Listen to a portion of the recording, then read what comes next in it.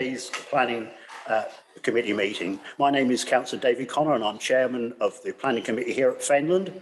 I'd like to begin by welcoming those members of the public and press in attendance and those who are watching the live stream of the meeting via YouTube. Whilst this meeting is being held publicly in a COVID-19 secure manner, it is also being streamed, as I said, via YouTube. Minutes of the meeting will be produced in the usual way and a recording of the meeting will be available to view on YouTube until such times that the minutes are produced. Be aware that the only audio from the microphones will be captured on the live stream. Therefore, those invited to speak need to ensure their microphones are on when speaking and are as close to the members as possible. To enable the meeting to run in an orderly manner, can all present keep their microphones off, except when invited to speak? Please ensure that the microphone is turned off when you finish speaking.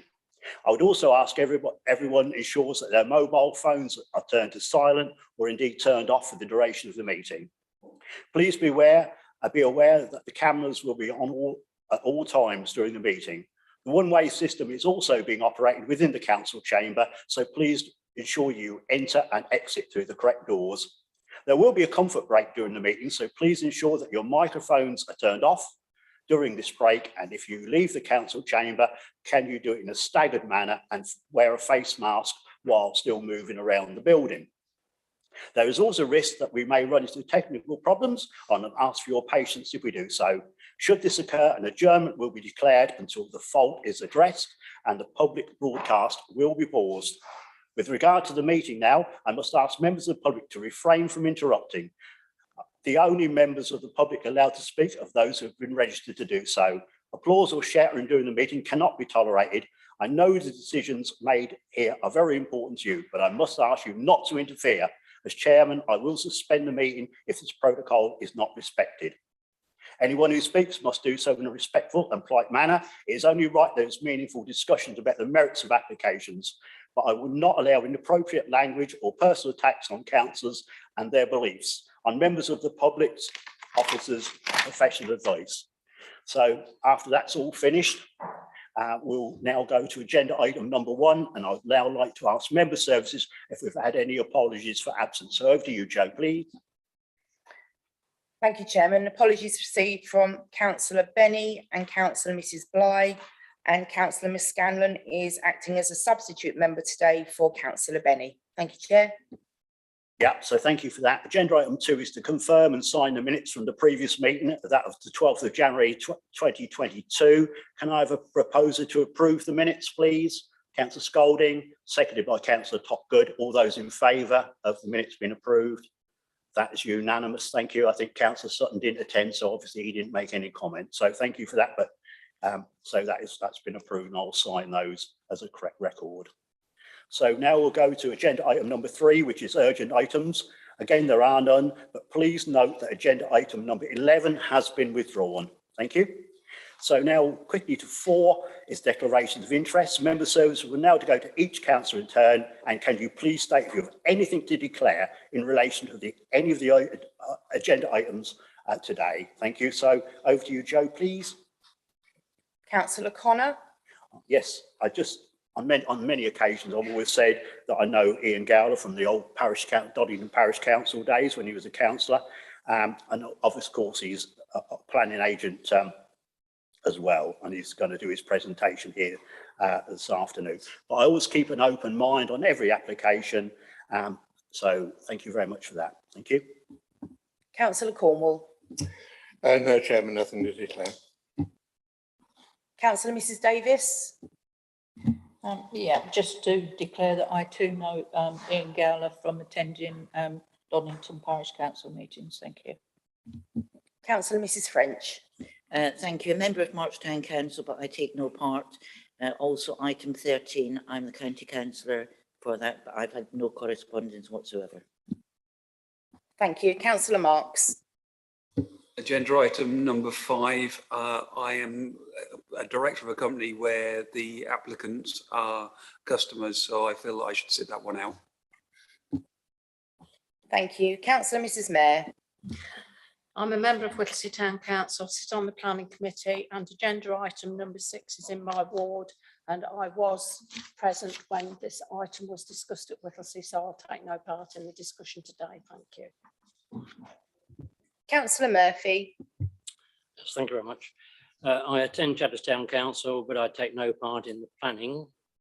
But on agenda item number 7, I'll reserve the right to speak after Mr. Hall. If I speak, it will be in my capacity as a town councillor and a member of the public. And thereafter, irrespective, I will withdraw from the chamber for the remainder of this item. Thank you. Thank you, councillor Purser. Thank you. I'm a member of March Town Council, but take no part whatsoever in any of the planning issues or have you. Item number 13 is in my town council ward, but I've had no contact with anybody concerning this whatsoever. Thank you, councillor Scolding. Hello, I am a March Town councillor. I do not take any part in the planning on the March Town Council. That's all. Thank you. Thank you, councillor Sutton. Councillor Topgood. Nothing to declare on this. Thank you, and councillor Scanlon. Thank you very much. Agenda item 6, I'm chairman of Whittlesea Town Council Planning. I was present when this was discussed and I will take no part in the deliberations on this item. Thank you, Chairman.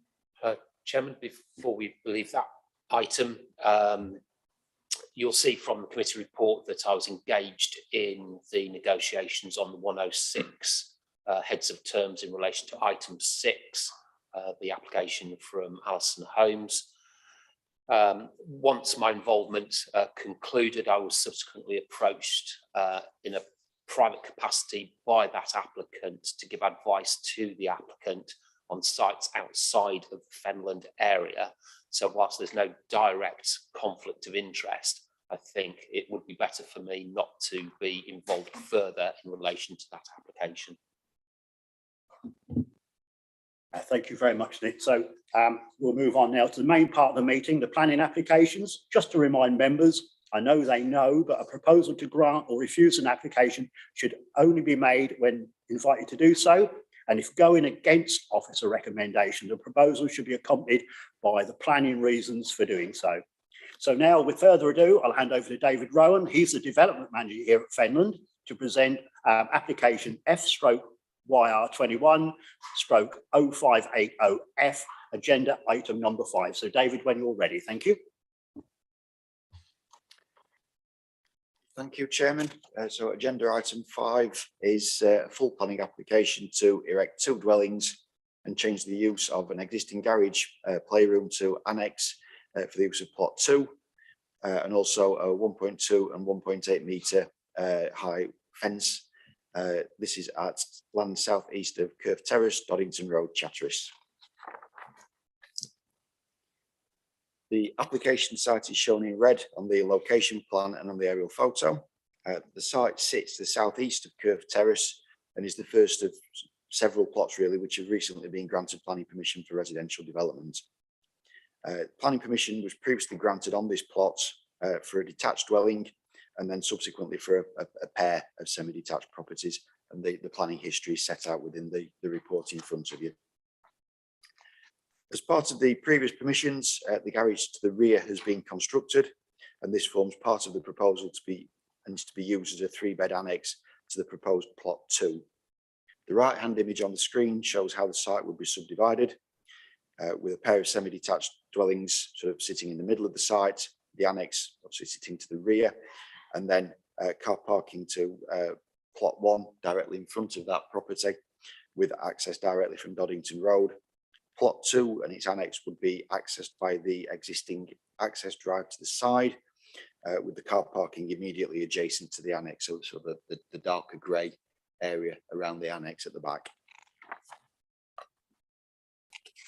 Plans of the garage as built are shown. This has first floor accommodation within it, which is currently used as sort of a playroom. And then on screen are the plans of the proposed development. So the upper images show the 3-storey dwellings proposed on the site. Beneath these is a street scene showing how they would relate to, on the left, the end property on Curve Terrace, and then to the right, the sort of relatively recently built dwelling. The lower right image shows how the garage would be converted to an annex with 3 bedrooms on the ground floor and then living accommodation at first floor level. The images on screen now show the site, particularly with the garage visible sort of at the back of the site, and then the context of the properties on either side. The upper right image shows a more detailed view of the sort of the garage and sort of the plot of land forming this application sort of in front of it. And then the lower right image shows the 2 properties immediately to the southeast. I say those sort of relatively recently built properties. These photos show the site around the garage and the property to the northwest at the end of Curve Terrace, and just give a general indication as to the nature of the site at present. And then these photos are just further views of the site, its surroundings, and the adjacent properties. To summarise, overall, it is considered that the erection of a 4-bed house and a 3-bed annex to plot 2 would be an overdevelopment of this plot, and also introducing a tandem form of residential development, which would adversely impact upon the character of the area and introduce a level of activity which would be detrimental to the amenity of neighbours. The recommendation is therefore to refuse planning permission as set out within the agenda. Thank you, Chair. Yeah, thank you, David. We have 1 speaker on this application. I'd now like to invite Ian Gowler, of course, he's the agent, to make his presentation to the committee. When you're seated, of course, you've got 5 minutes. Please feel free to start when you're confident enough to do so. Thank you.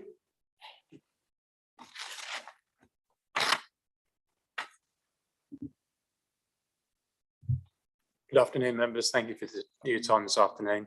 As has just been shown on the screen, this application is for a pair of 4-bed houses with an annex to the rear. The existing houses, as drawn, size and scale and design, are exactly identical to the previous application which was approved, with the exception of a loft conversion. So the front properties are as previously approved. The garage to the rear has already got approval and is constructed with garage at the bottom and residential accommodation upstairs, currently used as a playroom. The garage has been used as accommodation in the past, whilst the applicant was constructing the next door property that has been newly built. They're currently using that ground floor as accommodation for their large family. As part of the application, it's proposed to retain that accommodation for his family while he constructs the 2 semi-detached properties and eventually living in the left-hand property. The neighbouring property, Curve Terrace, is currently owned by the applicant's mum and dad. They live there with their family as well. The report notes that this would be inconducive to backland development. However, the property, the garage is already there, the building is already there in its own right. Other annexes within Chatteris and elsewhere, 3 that I have details of, have already been approved as similar self-contained annexes. Applications YR16 0942, YR18 0667, YR20 1114. As mentioned, the backland development, it is out of character for that area, but the property is already, the garage building has already been constructed. Parking, turning for both properties have all been achieved and no objection has been raised by Highways. Therefore, I hope the members will support this application. Thanks. Members, thank you. Any members, any questions for Mr. Gowler, please? Councillor Sutton.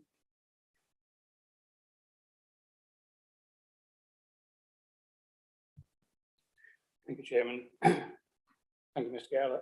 You mentioned 3 applications there that you feel are very similar to this one. I know you can't do anything about it now, and we obviously haven't got time to research those 3 applications. So in future, if you've got that type of thing to put forward to us, could I ask that you either lobby us by email previously, or send in a presentation so that we can see it on the screen, because we can't make a decision or you know, look at like for like, you know, at this short notice. If we'd have known, you know, a week ago, we could have researched online, we've had something in our mind to say, well, yeah, those three are very similar to this. Do you see where I'm coming from? Yeah, no, I appreciate that. That's a fair point.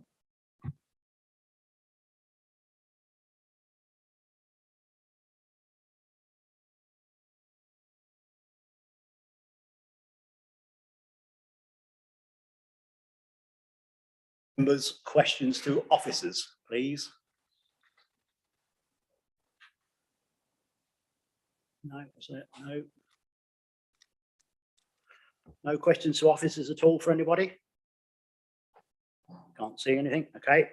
So with that in mind, thank you. I'd like to now invite members to debate the item in respect of the material planning considerations relevant to the application. If you'd like to speak, please raise your hand. So we're in debate, members. Thank you. Who'd like to kick that off? Councillor Scanlon, thank you very much for that. Thank you very much, Chairman. I note in section 5, the Town Council have no comments received. Maybe some of the Chatteris Town councillors would like to illuminate us onto what the Town Council's feeling are concerning this application.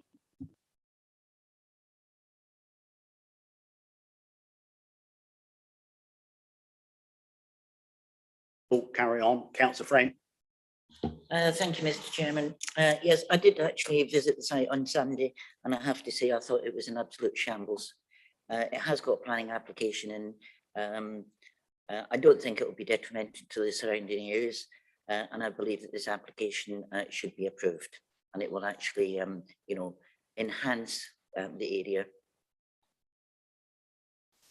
Yeah, pertinent comments, Councillor French. Councillor Murphy. Thank you. Yeah, I did notice on there saying the town council have no comments received.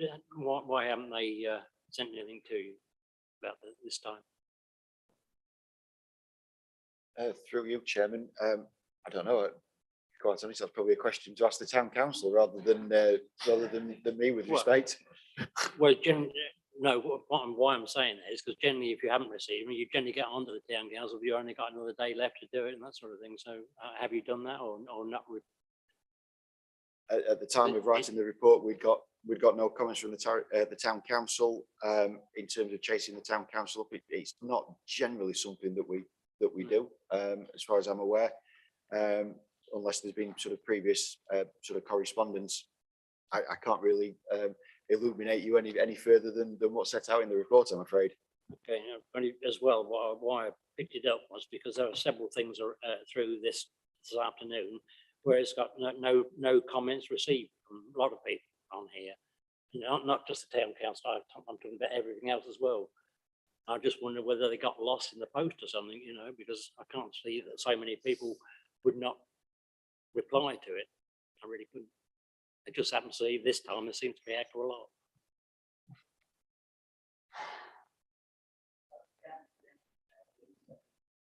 Well, unless I'm looking at a different application, I looked at this again this morning online, and it says on the paperwork, Town Council recommend refusal because of overdevelopment.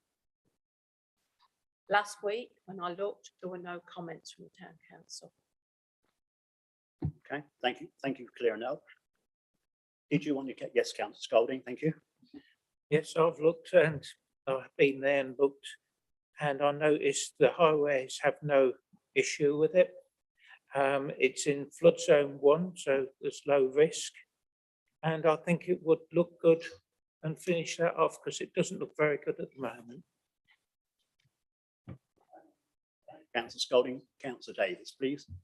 Yes, while we've been talking, I've just looked at least one of the applications that Mr. Gowler raised. That's it's the one 1114. It's a very similar layout.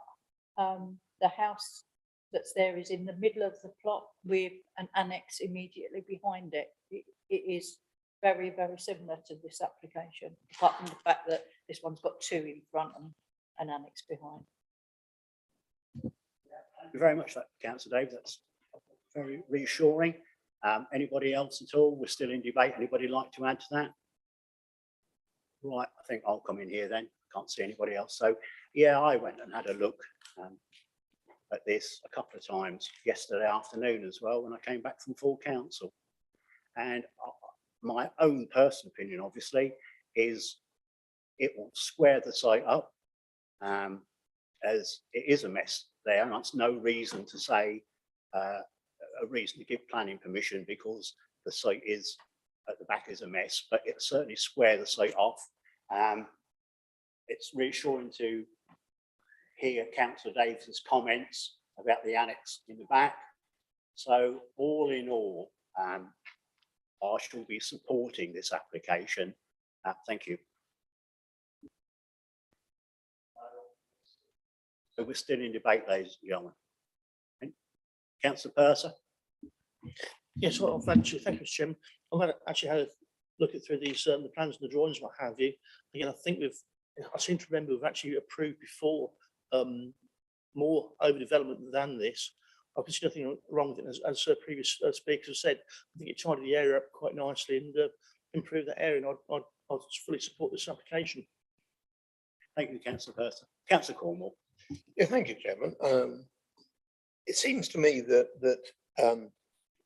the space between the house and the annex, the garage block, which I suppose it is at the moment, is in fact quite significant. And, you know, if it was going to be immediately adjacent to it, I think there could be an argument about overdevelopment, but I don't really think I see this as overdevelopment. I think it would actually tidy the area up and probably sort things out a bit. It perhaps is just a shame that the applicant didn't think about this when they made the previous application, but there we are where we are, so we have to judge it on what we are at the moment. So I really haven't got a lot of problem with it. Yes, thank you, Councillor Cornwall. So still in debate. Anybody got anything to add to it? I can't see anybody anymore. We've made a mistake, and the apologies to the town council, because they did make comments on the application, and as has been suggested by Councillor Mayor, they recommended refusal on the grounds of overdevelopment. So my apologies to the committee and the town council. Yeah, thank you for clarifying that, Nick. So thank you. So we're still in debate. I can't see any more hands up. So before we go to a proposal, we'll ask officers to make any comments that they wish.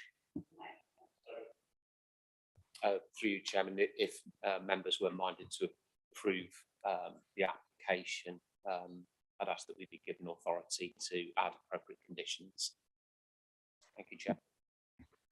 Yeah, so now I think probably we can do that, I think. So now I'd like to invite members to make a proposal on the application. Please do so by raising your hand. Councillor French. Yes, thank you, Mr. Chairman. Yes, I recommend that we approve this application. I do not believe it's detrimental to the surrounding areas, and I do not believe it's overdevelopment. Is that enough? Councillor Scolding. Seconded it. Seconded by Councillor Scolding. So we've got a proposal to go against officer recommendation to approve this said application. It's proposed by Councillor French, seconded by Councillor Scolding. Well, with the conditions that I just mentioned before, and I think we can safely say, long as they're not too onerous, of course, I think we need to put that in there as well. But yeah, so we've got a proposal for Councillor French, seconded by Councillor Scolding. All those in favour of going against officer recommendation to approve? Joe, I think it's fairly clear, but just for clarification. Councillor Sutton, I can't see you. He's got his finger up.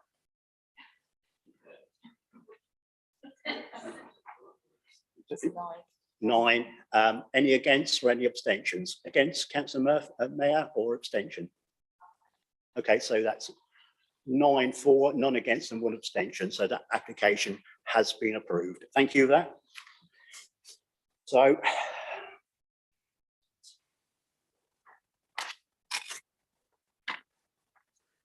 So now we'll quickly move on. We'll hand over to David Rowan to present agenda item number 6, F/YR20/0861F for Freddie. David, when you're ready, thank you. Thank you, Chairman.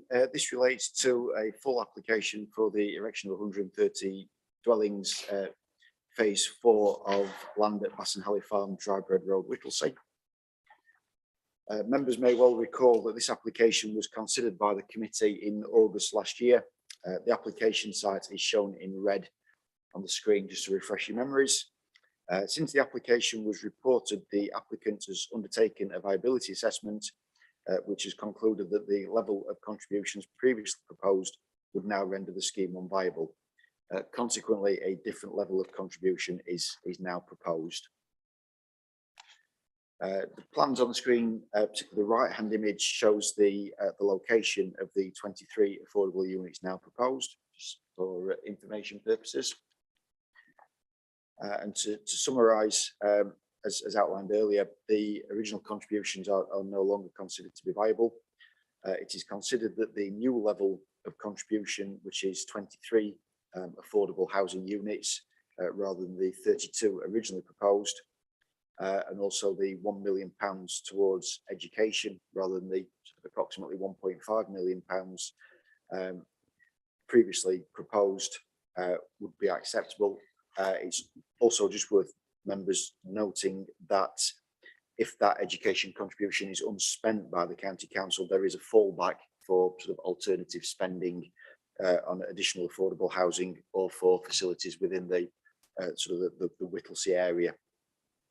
The recommendation to the committee is therefore that members accept the revisions as set out within the officer report. Thank you, Chair. Yeah, thank you once again, David. We have one speaker on this application. I'd like to invite Chris Dwan on behalf of the applicant to make his presentation to the committee. Again, when you're seated and comfortable, you have 5 minutes, and please start when you feel able to do so. Thank you.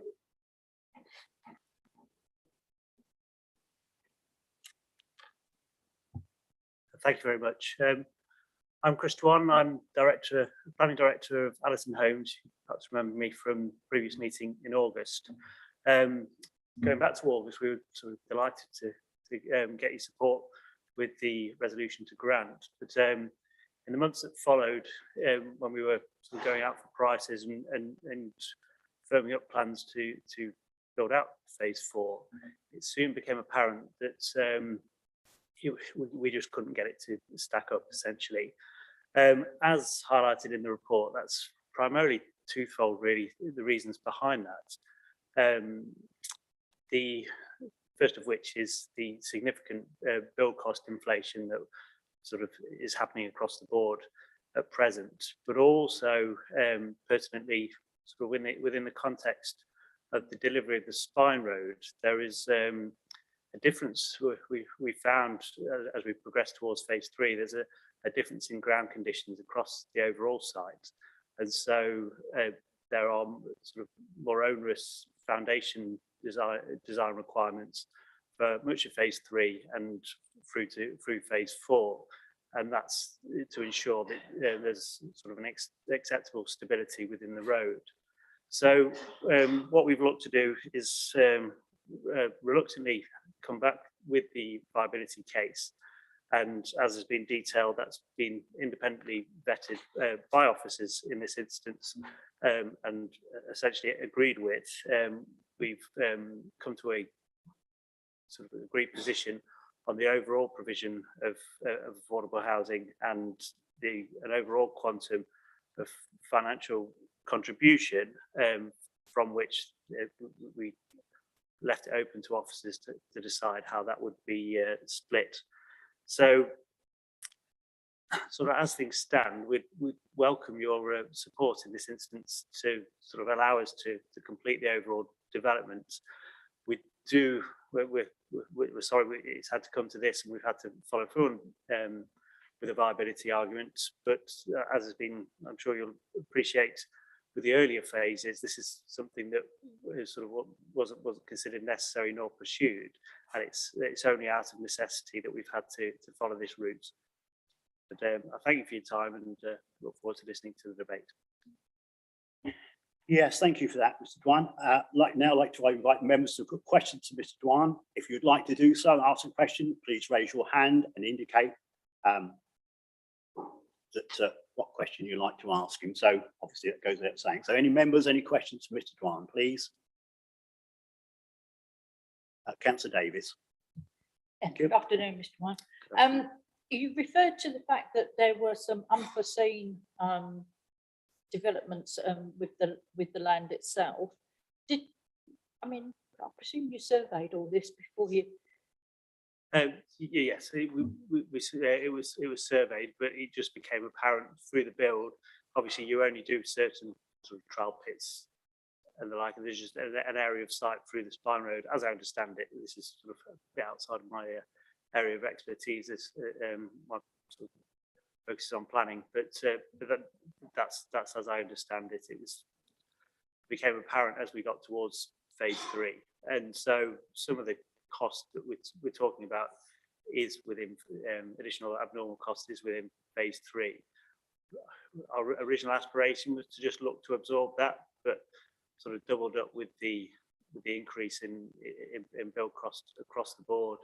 It's a bit, I don't want to feel sorry for us because it's sort of additional cost that we're all enduring within our daily lives, but it has gone a bit crackers of late in terms of build cost, both in relation to materials and labour costs as well. So it's an unfortunate one in this instance. And from my own point of view, I'm quite an advocate of affordable housing. I've got 3 young children that I hope will be able to afford a home in their years to come. So it's a great degree of reluctance that we've had to go down this route, but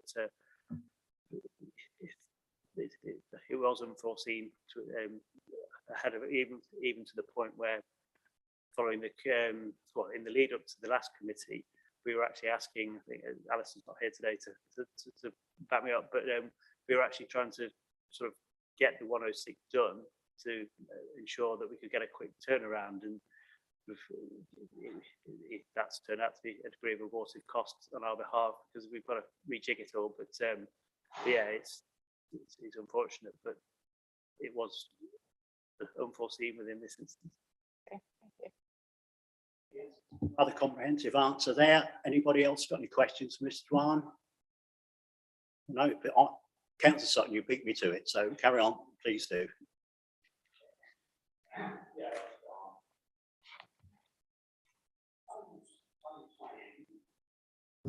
That should this committee decide that we wouldn't agree to your viability assessment, that the building wouldn't go ahead at all? There is a significant risk of that because we to get sign off for sort of land purchase and the like, we've got to be able to demonstrate that there's an appropriate return, and at the minute we can't do that. So it's making it not really worth our while. It's all a bit about a balance of risk against your sort of the expenditure and the reward.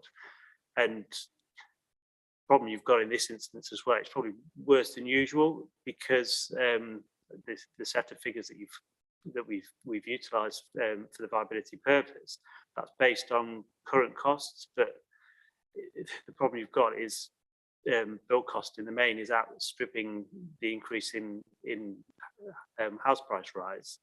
So sort of it's a degree of uncertainty that would make it very difficult for us to sort of carry on as things stand.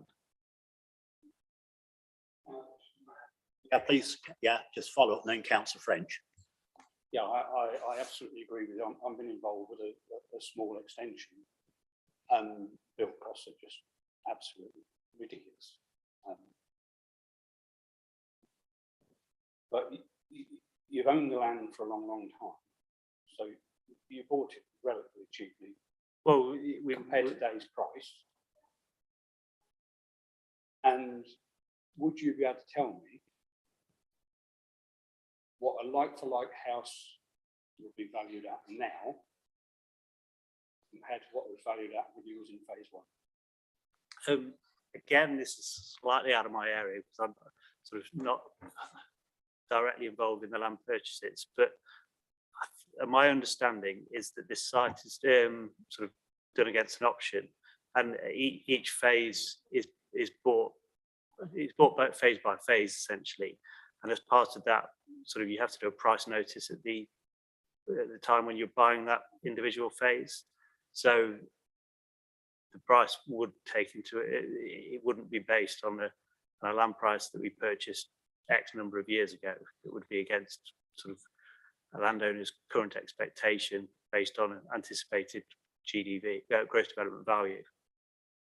That is my understanding, albeit I just sort of point out the fact that it is outside. I try and avoid that side of the business if I can, because it's sort of Just not to clarify that, Councillor Sutton, what you're saying, I think you're saying you have an option. You buy one piece of land, then you have an option on another part. Is that what you're saying? Yeah. And then you if you want to buy it whenever you want to buy it, you pay the market price at that time. Is that what you're Yes, but, referring to? with an alluding option, what you do is you normally include a reduction in open market value as reward for sort of taking on the planning risk. But that's the standard approach. But sort of, I don't know whether there's a discount against OMV, but it would all be sort of stacked within the overall consideration for sort of the viability case. That is I think that's the case in this instance. But I'm certain it's a phased purchase. It's not, we don't sort of own the overall site outright from X number of years ago. I think that's right. Councillor Sutton, would you like to come back? Sorry to interrupt you. Councillor French then, thank you. Thank you, Mr. Chairman. Yeah, I fully understand about the costs that are going absolutely through the roof. The financial cost of £1 million to be used for the following for education. Is this something that you may come back at another time to say you can't afford the £1 million? No.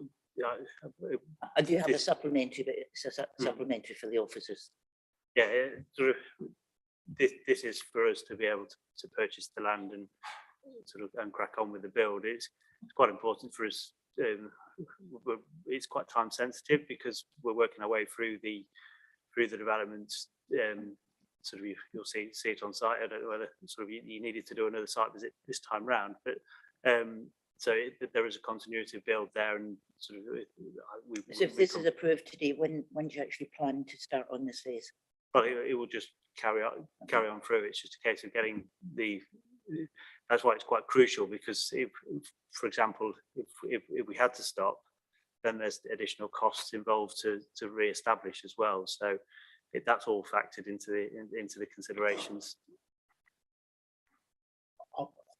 Before I take Councillor Marks, can I just ask you a question really while I've still got it in my head really? So how confident are you that, moving on from this viability, how confident are you that you can build this site with the viability? Obviously you've offered us now with the housing and the £1 million, and it won't be coming back here in 3 months' time. So you are a planner. I know you've moved side with several questions because you're not an expert in different states. But I'm going to go back. How confident are you that we're not going to come back here in June or July and saying 500,000 now and 15 affordables? So, well, this is the cost that's our land director has a breakdown of costs that he's agreed on from a planning obligation perspective. He wouldn't have sort of shaken hands on it if it wouldn't work. So this is all based around sort of maintaining the status quo and allowing us to finish the build. So I would say very confident is probably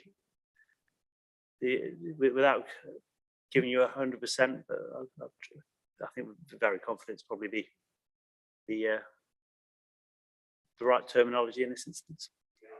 For me, I'd be very perturbed if I saw you here again in the near future. To be honest, I think we'd all throw our hands up. But thank you for that. So, Councillor Marks, I'm sorry that I came in there first, but please do. Thank you. Just so I can get my head around this, you're saying obviously we all accept build costs have gone up, but by the mistake or oversight of the road, what you're saying is extra on the road, what percentage do you give to the actual overspent or the mistake made or missed compared to the COVID build costs that have gone up? Again, that's outside of my, I couldn't put a figure on that, unfortunately. Yeah, that's outside of my area of expertise. I'll apologise, but like I said, it's a cumulative thing. And if it wasn't for the bill cost increase, I think we would have done our best to absorb it. But it's just a cumulative that's sort of helped tip it over the edge from a viability perspective. Okay, thank you. Councillor Cornwall. Yeah, thank you. So if development stopped now, you don't actually own the land yet for this phase of the development. Is this, did I misunderstand that, or is that fact? It's a phased purchase, but we've, as I understand it, we've got the right to buy it. Yeah, essentially, yeah. contractually. So in general terms, then the pressure transfers. Sorry, if we said no, stop it. We don't accept all this. So it's up to you what you do. So you stop building. That presumably then puts pressure on the owner of the land because they won't be able to do a deal with you anyway. I mean, it seems to me that we probably have more to lose by carrying on than we actually do if you stop now. That's, you know what I'm saying. Well, yes and no. I suppose you lose 130 dwellings out of your 5-year land supply over the course. With respect to it, we don't know, because we don't actually know what's going to happen to that land in future with another party, do we? So, but just playing devil's advocate, I suppose within that context, the costs we've put forward are without any prelims, so this sort of establishment costs and the infrastructure costs, whereas if it went to the market now, those costs would have to be on top of what we're sort of the benefit that we're coming at it from. So it's sort of not an exact science from that regard, but there's sort of competing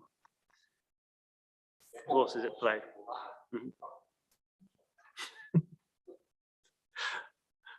As I alluded to earlier, I think the developers put an option on the land. They say, we'll give you so much money, 20,000, hypothetically £20,000, and we'll have an option on it for 5 years. And when the option runs out, that's generally how it's done. It goes either renegotiate the option, or it's the open market. I've had a little bit to do with it myself, so that's how it worked in my case. Not too successfully, unfortunately, but there we go. I think that very clarifies it, perhaps. Thank you. Cheers. So, questions to officers, if you'd like to rate. Yeah. Okay, Councillor French was first, then Councillor Davies. Thank you. Thank you. I noticed on the section 106 is £1 million allocated, and it's broken down to various schools. This does concern me. Over the many years that I've sat on this council, developers have had to pay millions and millions of pounds out on education. County council have a statutory duty to have these places, build schools, etc. But I don't believe the developers have the right to have to contribute. But I don't think they shouldn't contribute. What concerns me, over time, county council have had this money across the whole of Fenland, but not actually spent on school placements. I will ask David when he gets time with his officers. I would like to know how much has been allocated to education over the last 5 years and how much has actually been spent.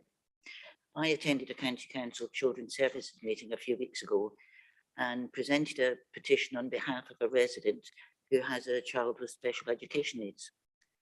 And it was highlighted that there is a need in Fenland for a new special education needs, but there is no way they're going to build any. All the additionals they're going to build down south. Now, if we're in Fenland are contributing to have these education places, but not actually getting them, I would say, you know, I would be looking at not to give education contributions to them at all. Perhaps you'd like to come back on that one, David. So Absolutely. we don't expect, well, I certainly don't expect you to answer that straight away. So perhaps you could, unless, That's a considerable relief. so perhaps you'd like to get back to Councillor French with some figures. I mean, I just say that the listed down Park Lane, Alderman Jacobs Primary School and Sir Harry Smith's. But are they actually going to get additional places? I doubt that very much, but they're quite likely to pocket money. And bearing in mind, you know, there's a very large application coming in March West allocation, and they want £8 million. It's not going to happen. They're my thoughts. Absolutely. You do know my thoughts on that. I do. I indeed do, Councillor French. So have you got any little views so you can? No, to be fair, I'm not asking David to. No, I'm no, just just expressing any comments to pacify Councillor French then?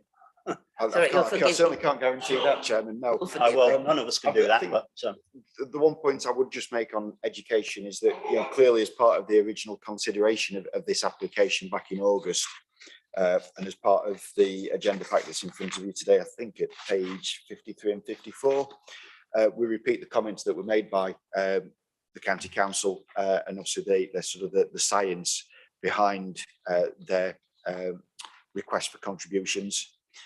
Clearly what the County Council wants or what the County Council ask for in terms of contributions and what the County Council end up getting as a result of viability are two separate things.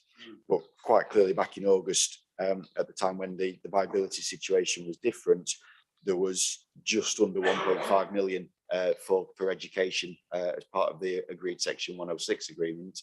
So, you know, we're now looking at that having come down to £1 million. So they say kind of in 6 months ago, there was a contribution for education, and we're still looking at getting a contribution for education now.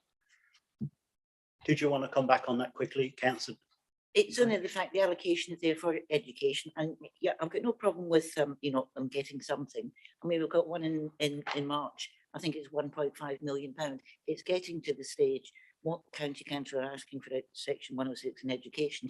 It is making it totally. We've seen it's unviable for the affordable houses. I'm sorry, it's the affordable houses we need.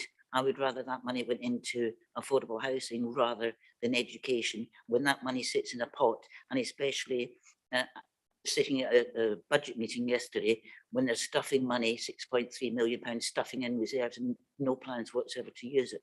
So I really do have concerns.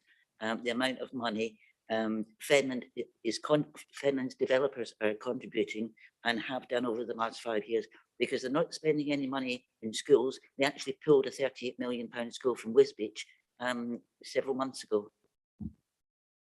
Yeah, I absolutely agree with your sentiments, but it wouldn't be so bad in my view, and I'll come in there before Councillor Davis, if it was absolutely dedicated to Fenland, would it? I mean, but this money will go down in South Cambs, hypothetically, where they're awash for money. So it's probably not doing Fenland any good. So Councillor Davis, thank you. Then Councillor Cornwall, then Councillor Sutton. Sorry. My question's on a similar vein, really. David, you said earlier on that if they didn't use the £1 million that was allocated, that it could come back to affordable housing. How often does that actually happen in your experience? Through you, Chairman, I think the provision is that if it's not spent within 8 years, it's not unheard of, but I think it's probably fairly rare, just as a sort of a finger in the air answer to that question, without probably getting the kind of data that I'm probably going to have to look at for Councillor French's inquiry. It's probably very difficult to actually say how much has ever sort of been actually given back. Councillor Cornwall. Yeah, still really on the same subject, because I think it actually is pertinent here that because one funding element is upsetting another funding element. Right.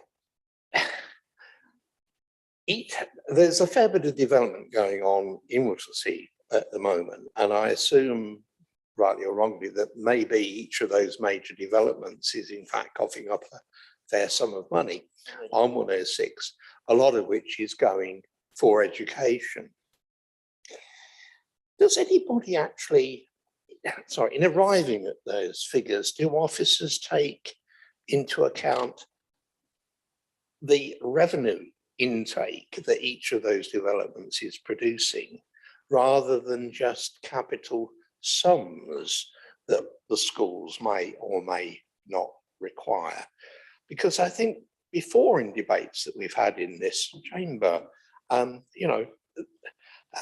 people say, oh, well, there's insufficient school places and that, but everybody forgets that each development produces its own increased levels of council tax going in, and yet it doesn't seem to be taken into account. Is the revenue income calculation also taken into account when you're doing what is effectively a capital contribution? Because the 106 actually is more capital than it is revenue, is it not? Is that extra income taken into account when the calculations are made? Through Chairman, no, is probably the answer to that. And one of the main reasons for that is that Section 106 agreements and the sort of the regulations which we have to work to can effectively only allow for capital projects. So they don't allow for revenue projects. So we essentially, when the county council are asking for a contribution, they're asking for the contribution towards a school extension, additional classrooms, the physical sort of infrastructure. They can't be asking for effectively the salary for 3 additional teachers for the year.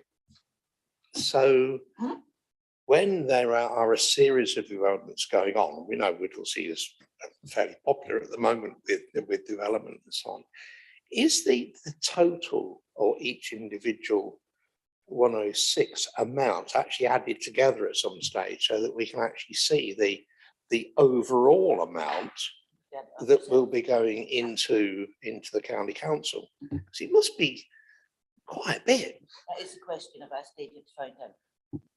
That's part. Sorry, I didn't quite hear the answer. That's why I'm. So actually, yeah. So in effect, we're coming from the same place. It might have saved you a lot of work. So if you can just give Councillor Cornwall and put it about to probably members your findings, because it seems to me Councillor Cornwall's question wants answers the same as Councillor French, and it's very interesting for me as well. So, Mr. Chairman, can I either suggest when David, I mean, I'm not expecting you to do this tomorrow. No. Next day is fine. but could we have, I did say the day after, could we have a report to the committee at some time, whether it's in confidence or whether it's, but it would be nice to know over, I'm not going to go back the years, but let's say over the last 5 years, the allocation across Fenland for education and how much has actually been spent. Can you do that, David? For Christmas. I'm sure that's possible. The complicating factor may be that actually some of that information will be with the county council. So if the contribution has been paid to the county council, they will then have to tell us what they've effectively used it for. But I'm sure there's a way of getting that information. You'll be lucky. Well, that's it. Councillor Sutton, please. You're waiting patiently. As I do. I thank Councillor Mrs. French for a party political broadcast on behalf of the Conservatives. How she Mr. Chairman, squares up. Mr. Chairman, I think Councillor Sutton should apologise. It was certainly not political at all.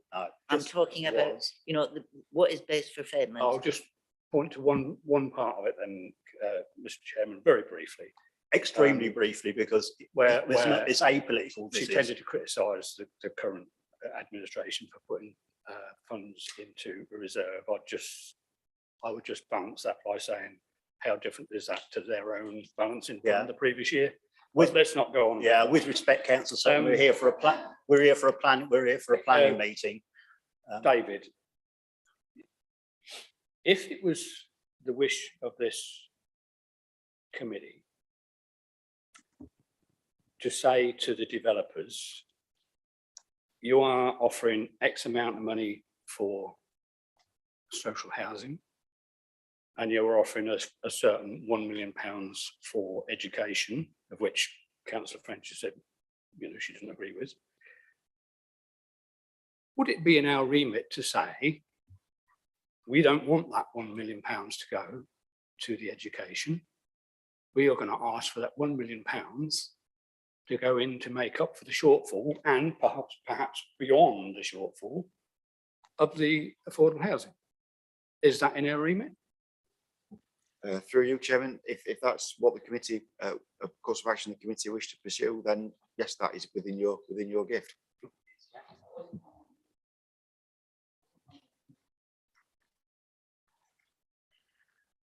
Finished, Councillor Sutton, with that, Councillor Marks. David, just trying to get my head around this. More houses, more affordable houses, surely more children. Is there an equation we'll work to, or some sort of maths per household of affordable housing or housing to how many children? Because obviously education comes with more children. Through you, Chairman, please. Obviously, we're guided by the formula that the county council use in terms of making their request to us. I suppose the detail behind that, how exactly they work that formula out, where exactly that formula comes from, I'll be honest, is a little bit outside my sort of sphere of knowledge. I'm guessing that there is other affordable housing versus kind of market housing mix is sort of factored into that, but I wouldn't like to sort of be 100% on that. Is that something we could find out for and come back to us? Because that, and again, on this plays quite a big part. If we take them, if we rob Peter to pay Paul, so we put the money into affordable housing, we then take it out of education, but we're still going to have the same problem going forward. Through Chairman, I think ultimately there is a quantum of housing of X, and to some extent, whether that is 50% affordable or 10% affordable, there's still the scope for an impact in terms of the demands placed on the nearby schools as identified by the county council in their formula. So I think all I would advise the committee in that respect is that clearly the advice from the county council is there. That's the advice really that we perhaps have to work to.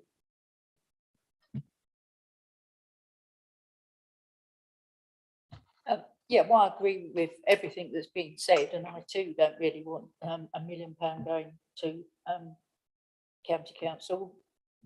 But David, didn't you earlier point out that this application's already actually in effect been approved, and we have already said 1.5 million. So this is asking for a reduction. So we can't now say, well, we don't want to give you anything, because actually we agreed to give 1.5 million previously. Through you, Chairman, yes, essentially. I suppose that the one element there would be that quite clearly when the application was originally considered back in August, there was a policy compliant affordable housing contribution of 25%. That's clearly now come down to about 17.5%, while education has come down accordingly. As Councillor Sutton pointed out, it is within the committee's gift to potentially say, well, actually, we want a 25% on-site affordable housing contribution as set out in policy, and a lower contribution towards education. But I think if the committee were minded to say that actually education are going to get nothing, I think that would be perhaps deemed unreasonable, given that 6 months ago there was a contribution secured towards education.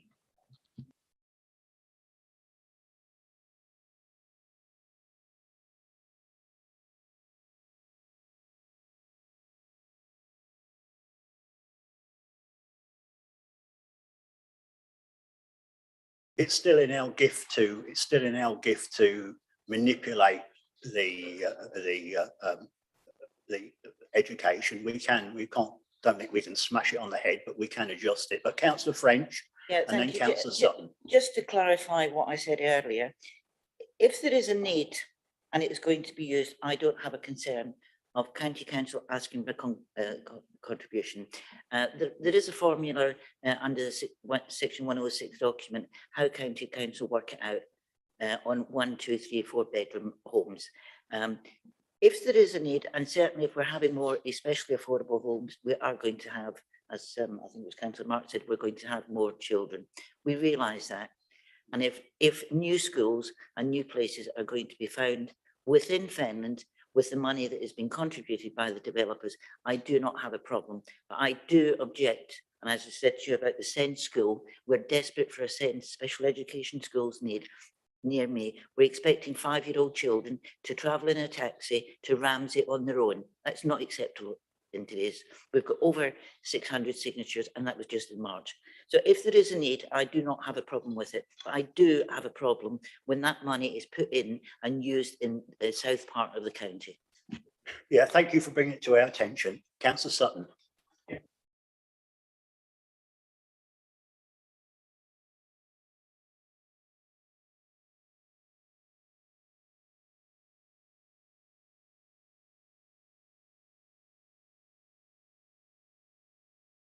Yeah, I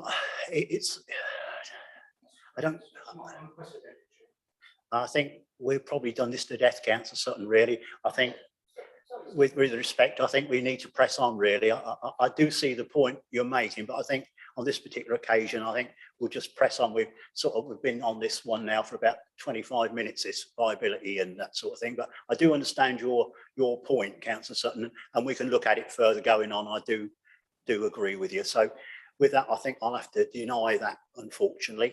And yeah, okay, Councillor Cornwall. It's like, Chairman, that you're really asking us, I think, to take a decision, and we which is understandable, but I'm still not 100% happy that we've actually, as members, got all the facts to enable us to truly take that decision. This is the real problem. So if anybody can help us get to what is I suppose an open and fair decision, and I think we should probably take it. There's obviously concerns about this, I mean, members generally, I think, have been expressing that anyway. And it is true, of course, that we can change that allocation. Both officers and you have already confirmed that, but it's to what degree we change it, and therefore I think we seek help, don't we, members, on how we achieve that. No, I can't, but with respect to both councillors Cornwall and Sutton, I think Mr. Dwan said several times that he's not financially qualified to answer the question, so little point in bringing him back to the table, really. Yes, that is exactly the same. That was exactly what I was going to say. I mean, if members are not happy, they don't have to make a decision today, of course. They have got the option of deferring it until we get some more information, if that's what members want. No pressure anybody, of course, and that is in our remit to do that. Councillor French. Are we still in debate? Are we going to a proposition? We're not. We're still in debate, please. Then we're going to go to officers. Then we're going to make a proposition. So we're still in debate. You've got nothing more to add then, Councillor French? Anybody else got anything to add before I bring officers in, or David in, or no? Right, David, the floor's yours. Thank you, Chair. In terms of where to start, obviously there's been quite a lengthy debate around that. I do apologise, David. That subject. Clearly, the recommendation that's in front of you from officers is one that we feel is sort of a fair recommendation, given the change in viability circumstances from what was agreed previously. However, as indicated, if members are looking to secure the policy compliance affordable housing contribution of 25%, then that is something that is within the committee's gift to do, and effectively the £1 million financial contribution would be kind of adjusted downwards accordingly. So I suppose, not wishing to preempt what a proposition may be, but if the committee was looking to make a proposition along, or a member was looking to make a proposition along those lines, then that would potentially seem a reasonable sort of course of action potentially. Okay, so I'm going to treat Richard, L. Solicitor, Barrister Guy, to be an officer for about 2 or 3 minutes, and I'm sure he'd like to clarify. So, Officer Richard, please. Chair, thank you very much indeed. All I was going to say to the committee is that departing from this particular application for one moment and given the broader discussion which you have just had, can I strongly urge you to take legal advice about the question of the degree of discretion which the committee has in relation to the allocation of planning obligation resource, and in order to assess precisely how that applies, not only in the specific, but also in the general. I think it's very important and it is quite nuanced. Okay. So after that, have you got any more to add, David? Nothing to add to that. We're still any more, oh, Councillor Marks, officers though now. Questions for officers? Have you got a question for officers? Yeah, well, please carry on then. Understood. Okay. Councillor French, any questions to officers? No. Sorry. Okay. No. Can the legal officer, he is an officer, I take it? He's still an officer. Yeah. Would you like Okay. any questions for officers? Your advice, or what you've just said, obviously you're saying take advice from legal. So we're not going to get that advice today. So would it be better to defer for a period of time? My view is that you have an application and you have a recommendation before you at this committee, and therefore you are in a position to take a decision. You are not forced to take a decision, but you are in a position to take a decision. Okay, so Councillor Sutton.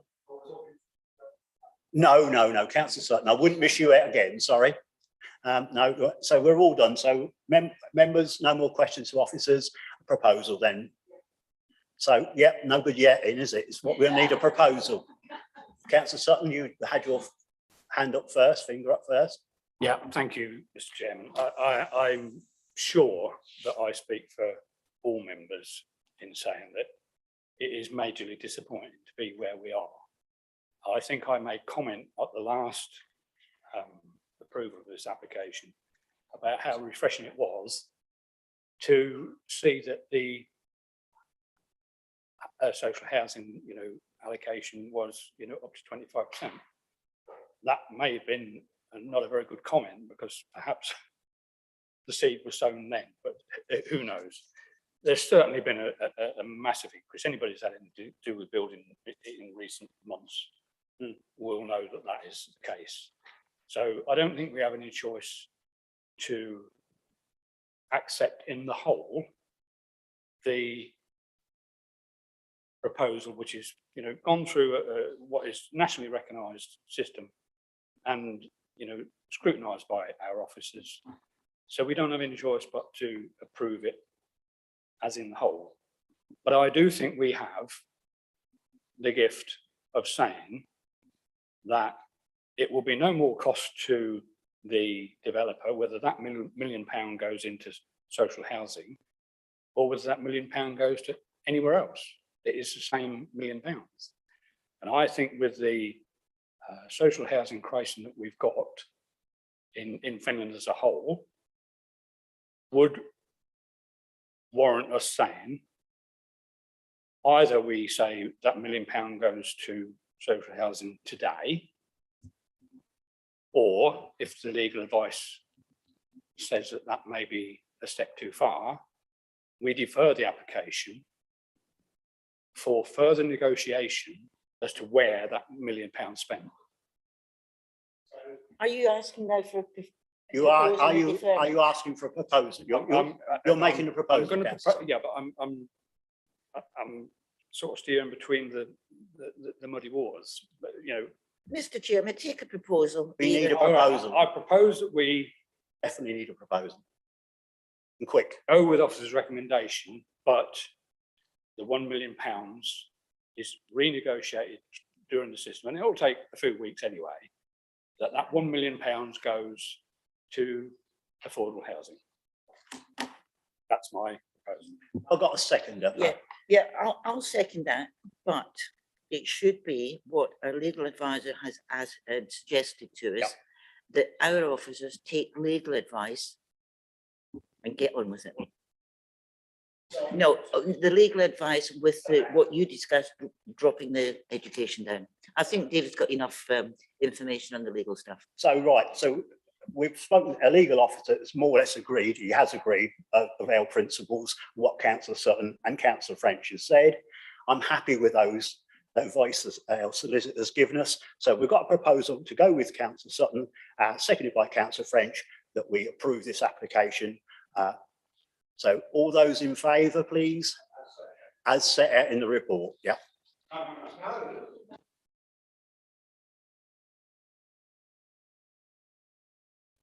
With the Legal advice, whether that can be done. yeah, with the taking legal advice, that can be done. So everybody's clear on that. Yeah, you're happy with that, Councillor Sutton, aren't you? You're nodding. So with that in mind, with that, Chairman, can I see you with the clarification? So if following our decision, the price is we can't do it that way, then what happens? We just go down. we just stand as it is. we have to go with what's in front of us now, don't we? Well, It's there are what's in front of us. with, With a number of options. but we've got a proposal to go with this option, Councillor Cornwall. So we're going to take a vote now. So on that, so to reiterate, we've got a proposed by Councillor Sutton, seconded by Councillor French, with that option mentioned by our solicitor. I'm going to go to the vote. So all those in favour. So that, to me, Joe, is unanimous, isn't it? Bearing in mind, Councillor Mayor and Councillor Miss Canlon have taken no part. Yep, so that's application has been approved as set out. Thank you very much. So thank you very much, members, for that. It's a very, very good debate.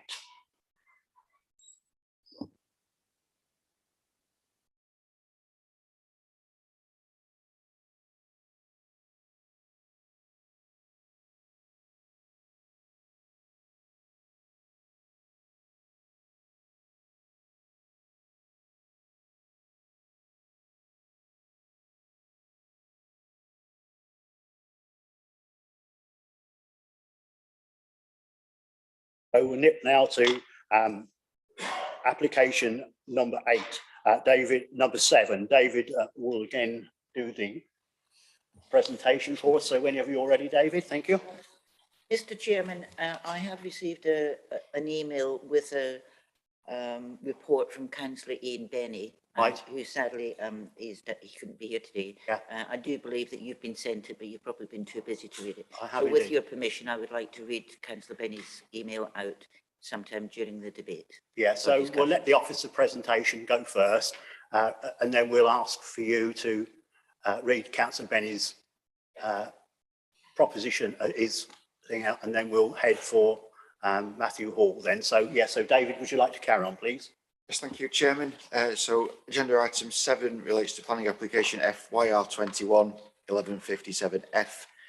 It's a change of use of the existing museum and offices to ground floor offices and 2 dwellings, 2-bed flats at first floor level, including the erection of a first floor extension at 14 Church Lane, Chatteris. The application site is shown in red on the location plan and aerial photos. You can see it's sort of within a fairly built up part of the town. It's adjacent to the Chatteris Conservation Area, and the neighbouring property to the east, number 16 Church Lane, is a Grade 2 listed building. The existing elevations of the building are shown.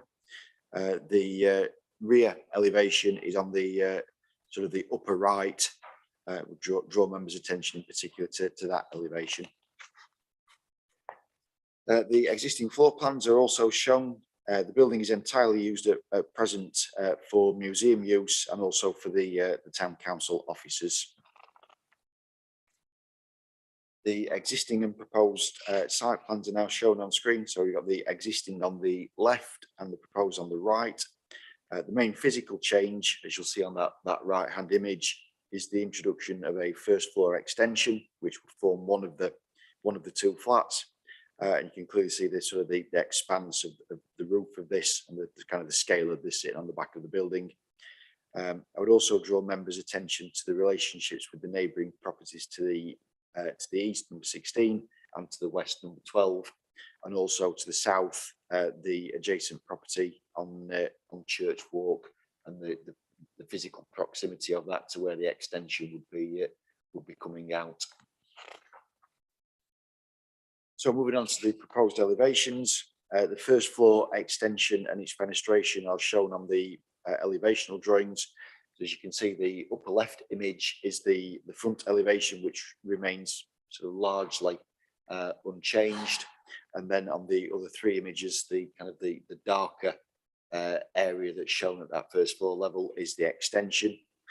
As you can see, also the positioning of the fenestration within that extension. And also just draw members' attention in particular to the upper right and the sort of middle right, sort of the middle image on that top row. The actual sort of difference in the eaves height of the extension to the existing building.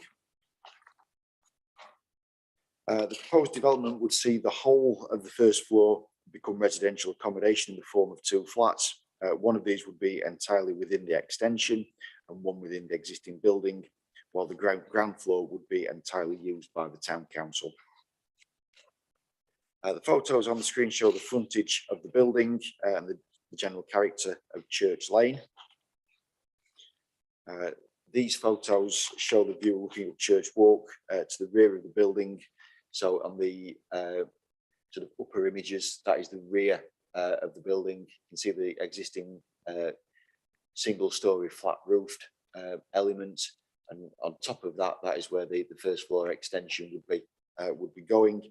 I think it's possible from these photos really to sort of visualize the kind of the prominence that first floor extension would have, as well as its proximity to that neighbouring dwelling and the kind of the resulting mass of building which will be created as a result of the development and its impact within the street scene. To sum up, whilst planning permission has been granted for alternative museum premises, there is no mechanism provided within this application to ensure that these are delivered. It is therefore considered that this element of the scheme fails to accord with policy LP6 of the local plan. With regards to the first floor extension, this is considered to be an overdevelopment of poor design, introducing a visually dominant and discordant feature to Church Walk to the detriment of the character and appearance of the area. The extension is also considered to have an unacceptable impact on the amenity of neighbouring residents in terms of loss of light and outlook to number 12 and overlooking of number 16. In addition, there is a lack of information submitted within the application regarding the future use of the expanded town council facilities, which fails to allow for a proper assessment of the car parking requirements and general activity which may arise from the development and the sort of general impacts of this. While attempts have been made to work with the applicants to address these issues and sort of various amendments and suggestions have been made to try and address some of the concerns within the application, those sort of suggestions have not been sort of acted upon by the applicants. The recommendation is therefore to refuse planning permission as set out within the agenda. Thank you, Chair. Yeah, thank you very much for that once again, David. Councillor French, would you like to read Councillor Benny's submission to the Planning Committee, please? Thank you. Thank you, Mr. Chairman. Mr. Chairman, members and officers, please accept my sincere apologies for not being able to be with you today. My father was taken ill in the early hours of Wednesday morning, and both my parents are in need of my assistance at this time. I was hoping to be with you today and be able to speak to you on planning reference for 14 Church Lane, Charteris. In my absence, please accept my views in this written statement. As a Charteris Town Councillor, I have been in the chair of the Charteris Growing Fenland project since its inception. Our aims are simple: to purchase the old Barclays Bank building with a view to move Charteris Museum from its current site in Church Lane to the ground floor at Barclays building. This will give the museum more space for displaying many local artefacts that, due to lack of current space, are not displayed in their fullest. The Town Council will retain the upper floor of Barclays building and let this as office space to generate an income to the Town Council. The current site of Charteris Museum and 14 Church Lane will be developed into additional much needed space for the Town Council and additional community spaces for local groups. The proposed application here before you today will allow for the upper floor to be converted into 2 flats that will, within office space in the Barclays building, deliver an income to the council that can be reinvested in additional community projects. We would be unable to deliver these projects without this income. The other community space at King Edward Centre is presently oversubscribed, and this will allow groups like CAB to have free use of these community rooms. LP6, loss of cultural assets, the Town Council would be willing to enter into a legal agreement that if we do not purchase the Barclays Bank building and move the museum, we would not undertake this application, ensuring no loss of cultural asset. LP16D, every town in Fenland has flats of this nature throughout their town centre locations, and being town centres does not require off-street parking. A bus stop is allocated well within walking distance to the application. LP2, LP16, in my opinion, this kind of development is found throughout Fenland, and the setting will be enhanced, desirable of the flats, providing much needed local homes. LP2 and LP15, the harm, if any, caused by this proposal will be more than offset by the benefits in the form of community space for local groups and long-term investment within the council made from the rental income of Charteris Growing Fenland project. I hope members can support this application today and deliver this much needed boost to the town of Charteris. Councillor Ian Benny, Birch Ward. Yeah, thank you very much, Councillor French, very adequately read there. Thank you. So obviously now there's obviously Ian Benny is not here, so we'll ask Mr. Hall to come and make his presentation to committee, please.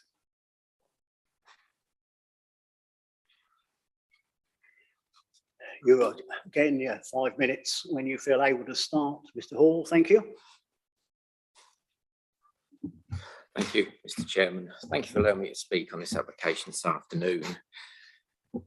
One of the key points with this application is the existing museum, which Councillor French has covered by what Councillor Benny has said.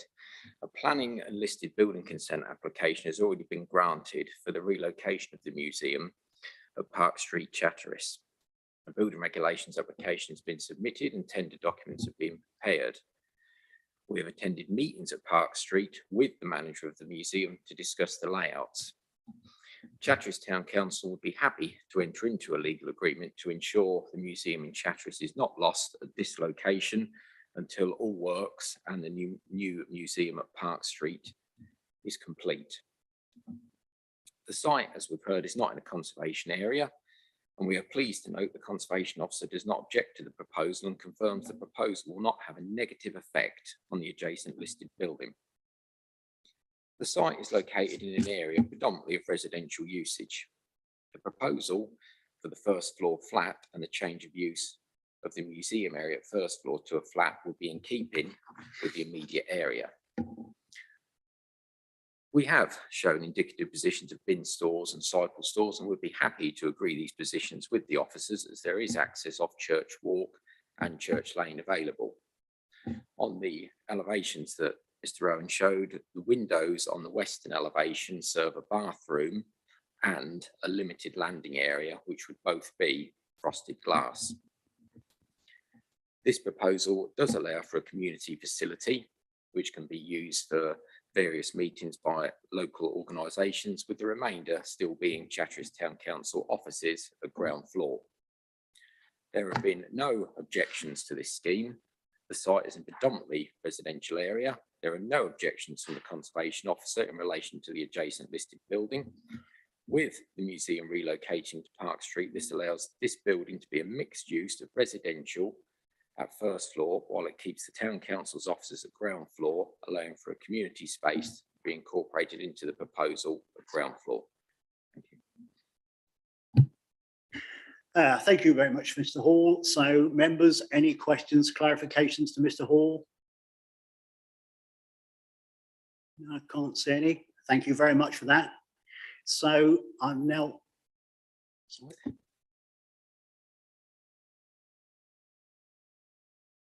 So now we're going to ask Councillor Murphy whether he wants to say anything or leave the chamber. Thank you very much, Councillor Murphy. Please, you have 5 minutes again as well. So.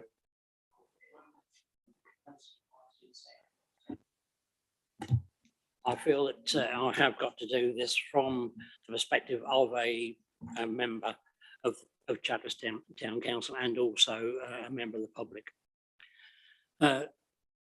This has come about having monies from the Cambridgeshire and Peterborough Authority to purchase the old Barclays Bank building to move the museum from the council offices to give them more room in a town centre position. The museum are pleased about this situation and are already packing up to leave and have applied for several organisations for financial support. Also, the top floor of this building is to be let for offices, office use. It is bringing in an income towards the financial outgoings and repairs. It is now getting close to the final date for the money to be released from the authority. So time is an essence.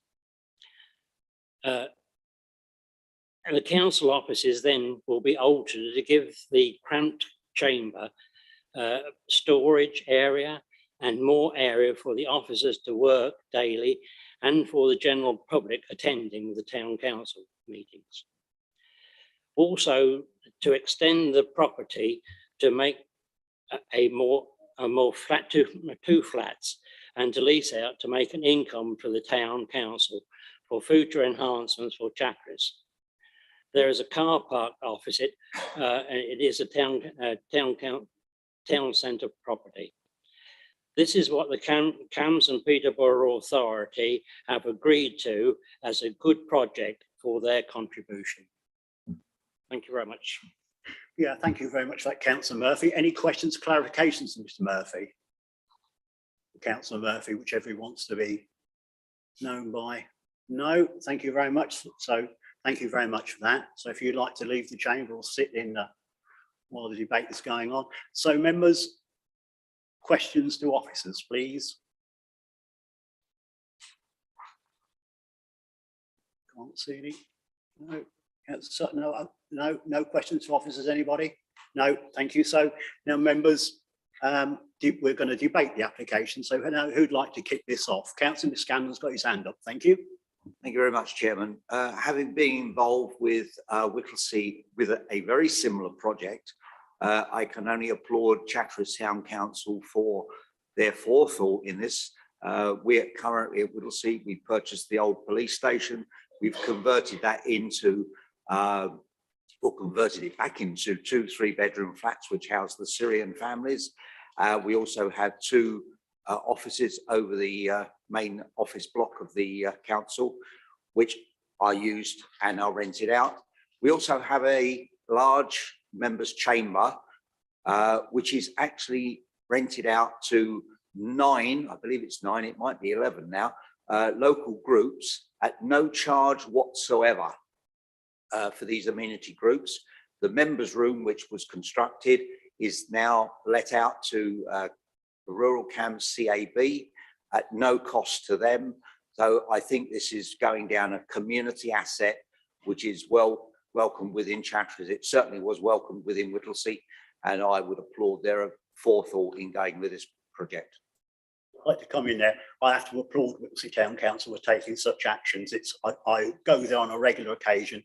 It's an exceptional building and exceptionally well run, and it is a credit to Whittlesey Town Council for getting that completed, and to you, Councillor Scanlon, because you negotiated, I'm sure, with Jason White, the then Police Crime and Commissioner. So thank you for that. So Councillor French, and then Councillor Cornwall. Thank you. Yeah, I totally agree with what Councillor Scanlon. Unfortunately, when this £1 million was available, we actually gave 900,000 back because Barclays Bank hadn't come up on the market. Otherwise, we would have done the same. And certainly, I don't believe this is overdevelopment, and I will be hopefully proposing to get this approved. Yeah, Councillor Cornwall. Yeah, I mean, in theory, it's a good idea, and I would certainly support Chatter's Town Council in doing what it's doing. I think there's no argument there. I have to say, I do actually have a certain amount of agreement with officers over the actual 2 flats. And it seems to me that it's going to be nice and tight and cozy along there, and that's a bit of an understatement in one particular part. I mean, there's no real amenity space at all for these 2 flats, and that's the only thing that I have a little bit of an issue with, Chairman. And maybe one flat laid out a little bit more sympathetically with a rather tight site, and it is a rather tight site. Come on, you know, I know you've all been down and you've seen it, and it's very, very tight, to say the least. That's my only reservation, Chairman. Thank you for those comments, Councillor Cornwall. We're still in debate, everybody. I've said my piece. I'm sure other people would like to say something else. I can't see it. Councillor French. Yeah, just an add-on. Yeah, I understand what Councillor Cornwall was saying. And up to a degree, I agree with them. But just look at some of the small flats we've got. They've got no amenity space whatsoever. They've got no parking in town centres. So I think, you know, concerns could be overturned. Yeah, very pertinent comments there. So everybody's finished with the debate, have they? Okay. So officers, have you got any points or clarifications that you wish to make? No. Okay, so we're looking for a proposer now. Councillor French. Thank you. I propose that we go against officers' recommendations and approve this application. Okay. Councillor Do not French, consider it overdevelopment. Thank you for that, Councillor French. Councillor, we'll try Councillor Scolding. Oh, yes, we'll Councillor Miss Scanlon, because he started the debate off. I do apologise, Councillor Scolding. So I suppose that you're happy to second that, aren't you, Councillor Scanlon? Lovely. So, yes. 2 things. One is that with delegated authority, suitable conditions. Yeah. And the addition of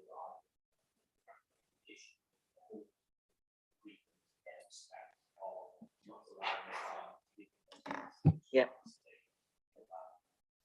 You can have that. Yeah. Say this year, not too onerous conditions, please, and I absolutely agree that the agreement should be signed before that happens. So I'm happy with that. Councillor Benny did actually say they will be happy to enter into legal agreement. Yes, and we heard his presentation is excellent as well. So I'm happy with that. So anyway, moving quickly on, let's see the time from Parks 2 now. So we've got a proposition to go against officer's recommendation to approve this application proposed by Councillor French, seconded by Councillor Scanlon. We're going to go to the vote now on those. We have. I gave the reasons. Gave the reasons. Sorry?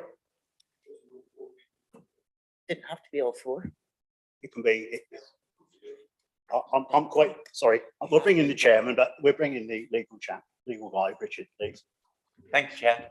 I think Councillor Sutton, in fact, they have been dealt with, because the primary one was that it was not regarded as overdevelopment, and the legal agreement, in order to address the cultural aspect, the continuity of provision of the museum, will deal with the other one. So in fact, they have been addressed. Yes, that was not that. I absolutely thought that is why I took those. That's why I went to the vote, because I thought they've been really, really adequately addressed, to be honest. Probably more than they should have been. But there we go. So we're going to go to the vote now. So we'll go back to the vote then. All those in favour So again, that looks very good. That looks like you're not, oh, that doesn't. Not, Joe? 10. No, we haven't. We've got abstentions. Okay. So we've got 10 for. 10 one for, abstention. 1 abstention. Obviously, Yeah, that, I'm abstaining, Chairman, but solely on. yeah, well, that application has been approved. Thank you, councillor Cornwall, for that. Now then,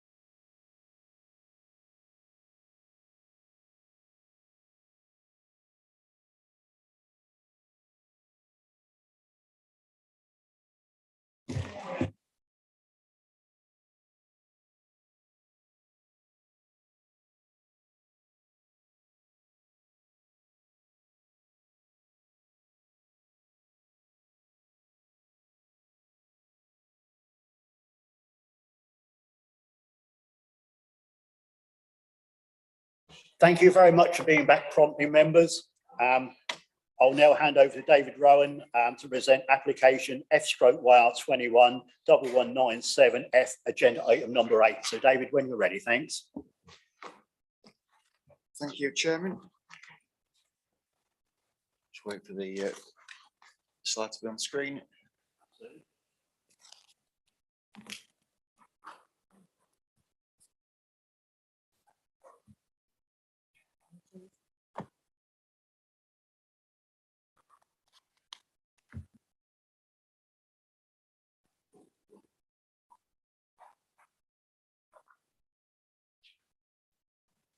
Thank you, Chair. So this application FYR21 1197F relates to the erection of a dwelling and a detached garage involving the removal of the existing caravan and demolition of existing outbuilding at Cornfields, Uximoor Drove, Christchurch.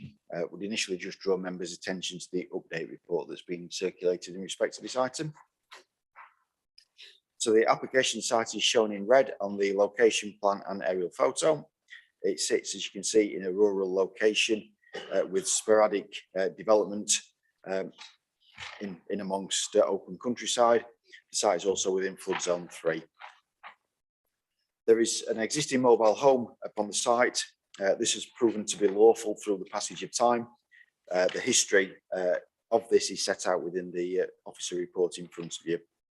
As part of the application, the mobile home is to be removed, as is a single-storey outbuilding adjacent to the road frontage.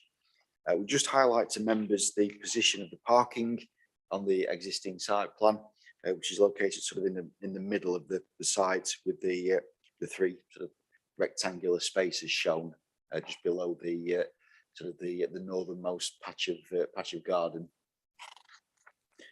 Moving on to the proposed site plan, the application proposes the erection of a dwelling at the sort of uppermost sort of grey area shown on the plan, and a detached garage at the lower grey area within the site.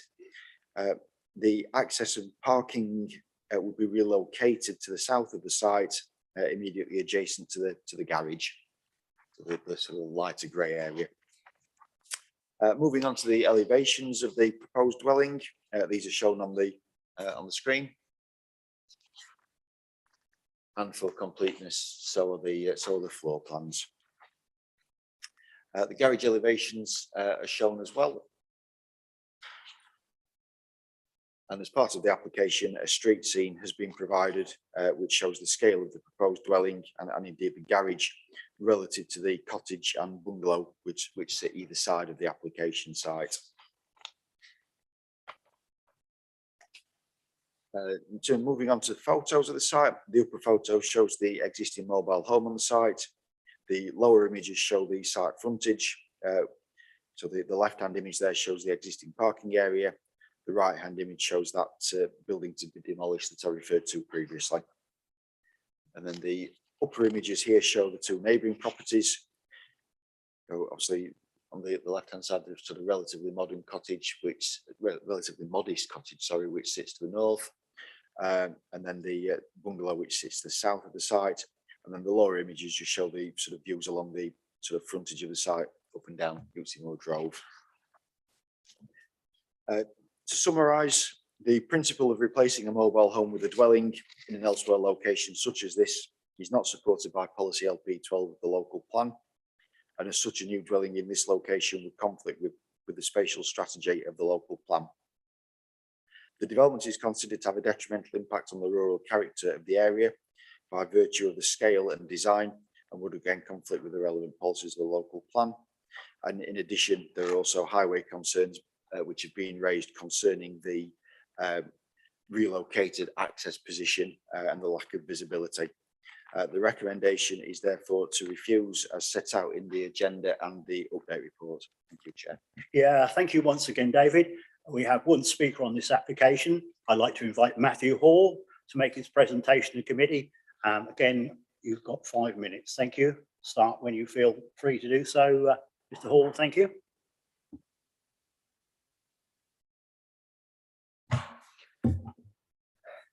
Thank you for allowing me to speak on this application this afternoon. Having read the report, initially I felt it was actually quite positive what the officer had written. There are no issues with regards to flood risk, ecology, amenity, overshadowing, overlooking, and it provides a higher quality of living environment and a safer environment against potential flooding. The highways officer is not objecting to this proposal, and we have sent additional information which we haven't heard back yet from the officer or the highways officer to confirm that the visibility display in both directions is no worse than existing. You've seen from the photo, there's a brick outbuilding there where the parking is directly next to, and there's next to no visibility display there, which would be to the east, which that's being demolished. The applicant who's with me today has lived in this caravan for over 17 years, which has a certificate of lawful use. The proposal is to remove this caravan, which is a vast improvement, not just in terms of flood risk, but also in terms of quality of living for the applicant and her partner and 2 young children who are 3 and 1. With a caravan over time, despite maintenance, this will deteriorate. With a new dwelling, health and well-being will be vastly improved. It will be insulated and built in accordance with building regulations and have mitigation measures that have been approved by the Environment Agency against potential flooding. Members will be aware that a June planning committee in 2020, members voted to approve a very similar application at High Road, Guy Hearn. A mobile home was on the site and that was proposed to be removed, and a substantial dwelling and garage over 350% larger than the mobile home that was approved. That site is close to a major river, the River Nene, and also in flood zone 3, just like this application. There have been no objections to this application and all consultees support it. In our opinion, the officer's concerns regarding scale and design are outweighed by the positives of this application in terms of the street scene improvement, health and well-being, and improvements against potential flood risk. Thank you. Yeah, thank you.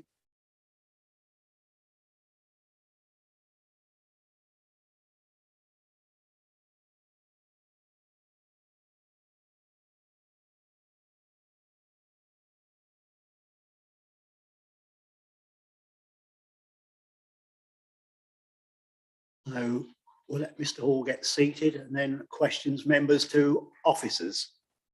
So have we got any questions to officers, members?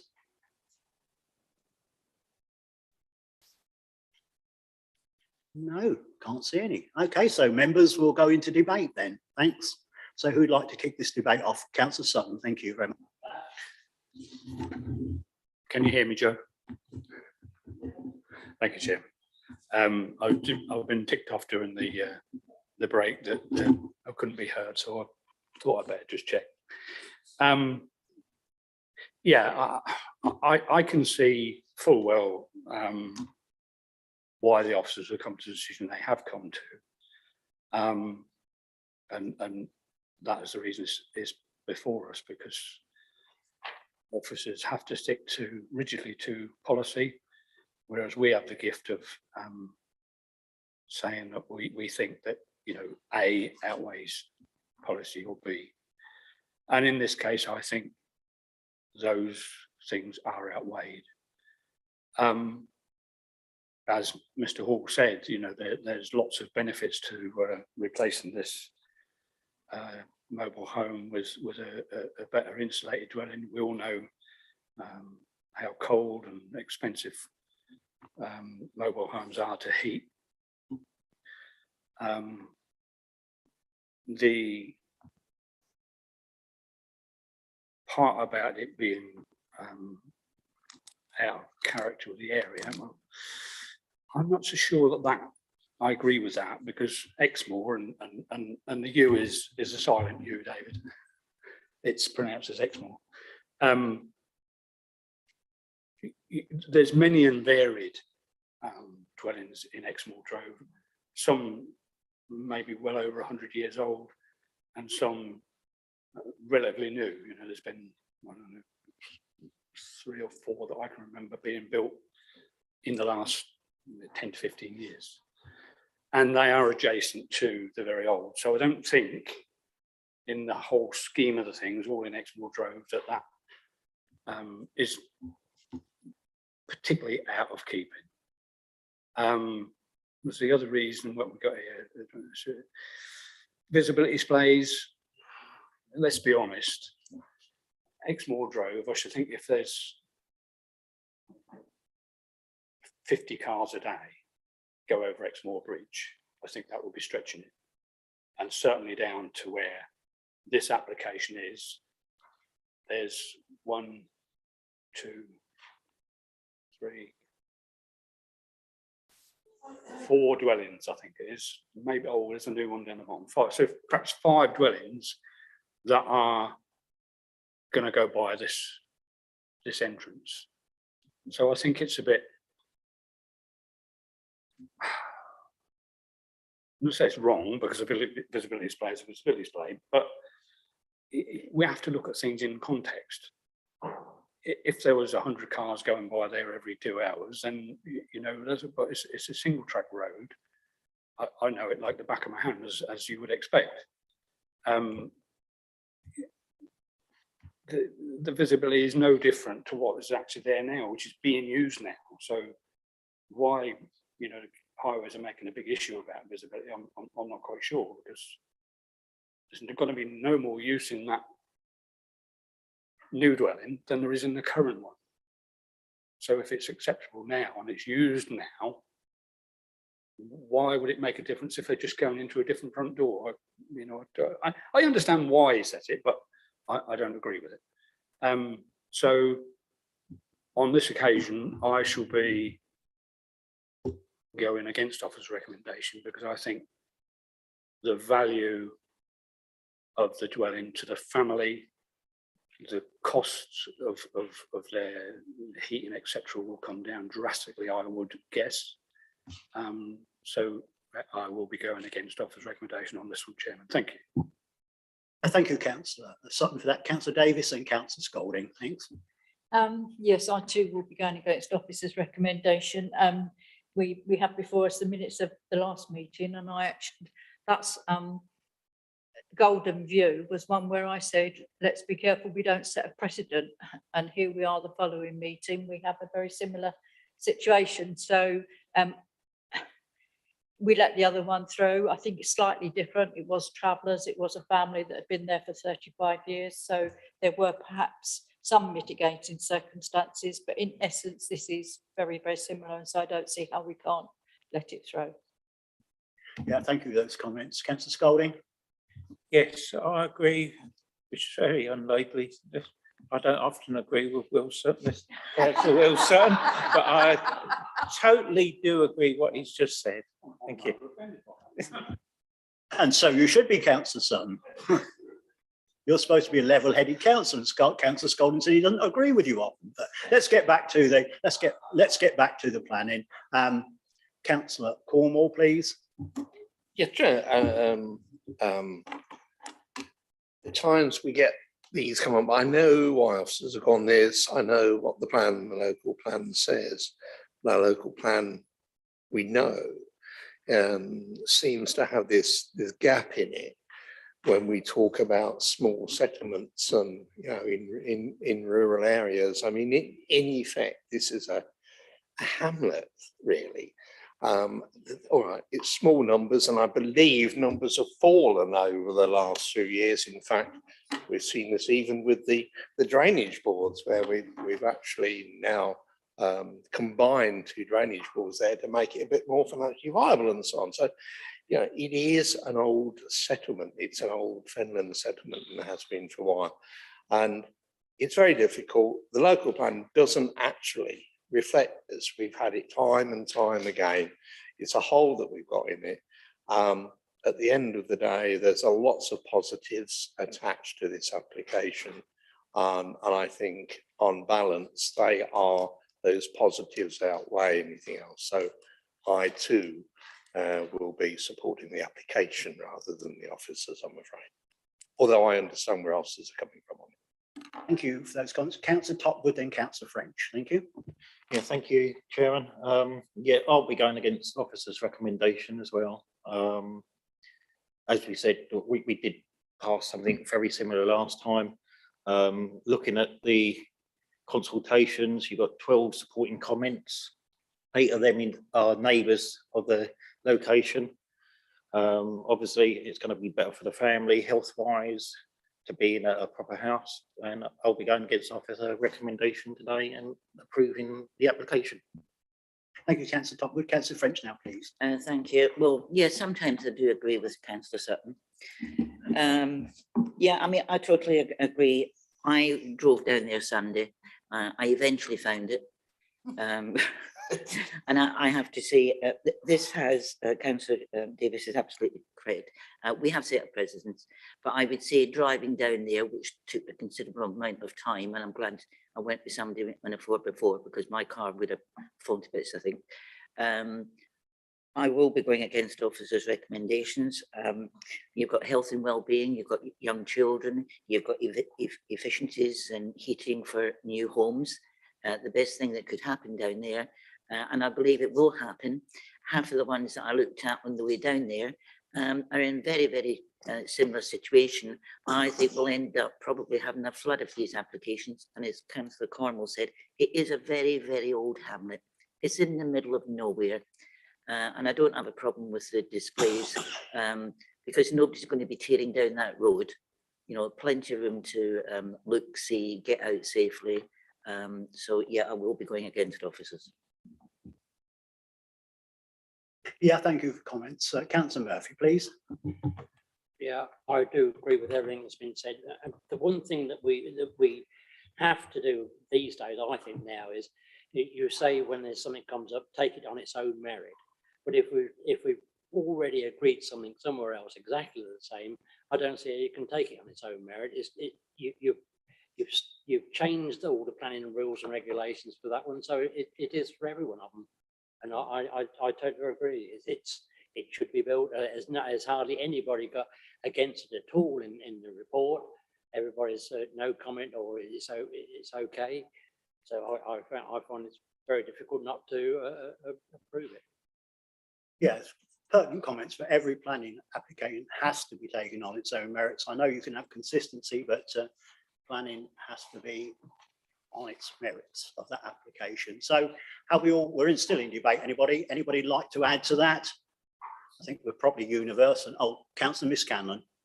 Thank you very much, Chairman. Due to my late secondment onto this committee, I haven't been able to do any of the site visits. So I have to bow to the councillors who did go onto this site visit. But on this, I've seen many of these applications come forward in the past. I understand the officers reticent to recommend approval.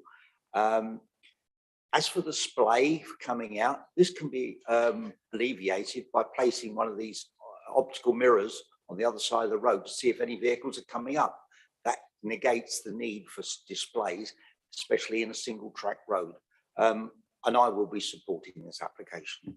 I'd just like to place on record my thanks for you for attending planning committee today, because you did only have a couple of hours, and thank you very much for doing so.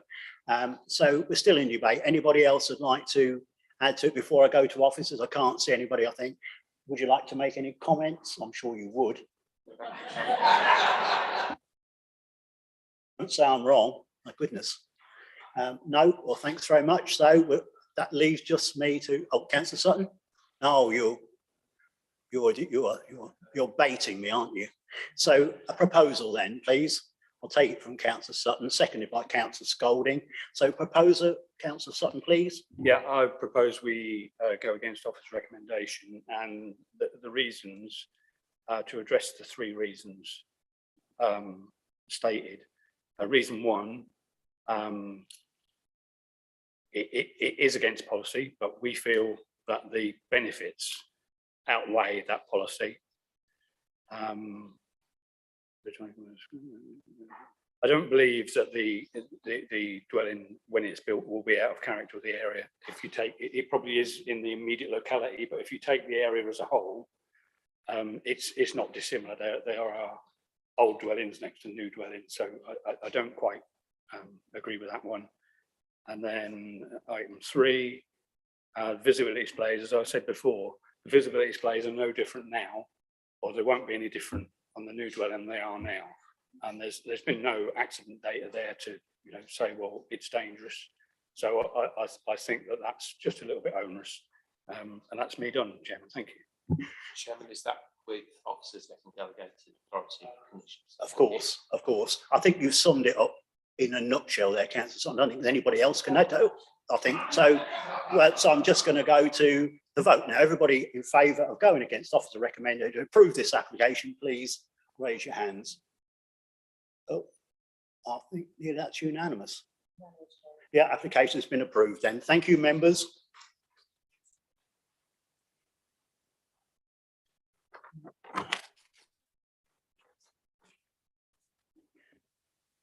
We'll now go to item number 9, and David will again present application F/YR 21/12118F, agenda item number 9. So David, when you're ready, thank you. Thank you, Chairman. Just to initially draw members' attention to the update report that's been circulated in respect to this item. In addition, I must apologise, Chair, that the report omits mention of the site being located within the West Wisbech Broad location for growth within the local plan. As members will be aware, this is an indicative allocation and will require the preparation of a broad concept plan sort of across the identified area. As such, it's considered that the application needs to be determined on its own sort of merits in relation to the characteristics and impacts of the site and the locality, and therefore the West Wisbech Broad location for growth does not have an impact on the consideration of the application or on the recommendation that's in front of members.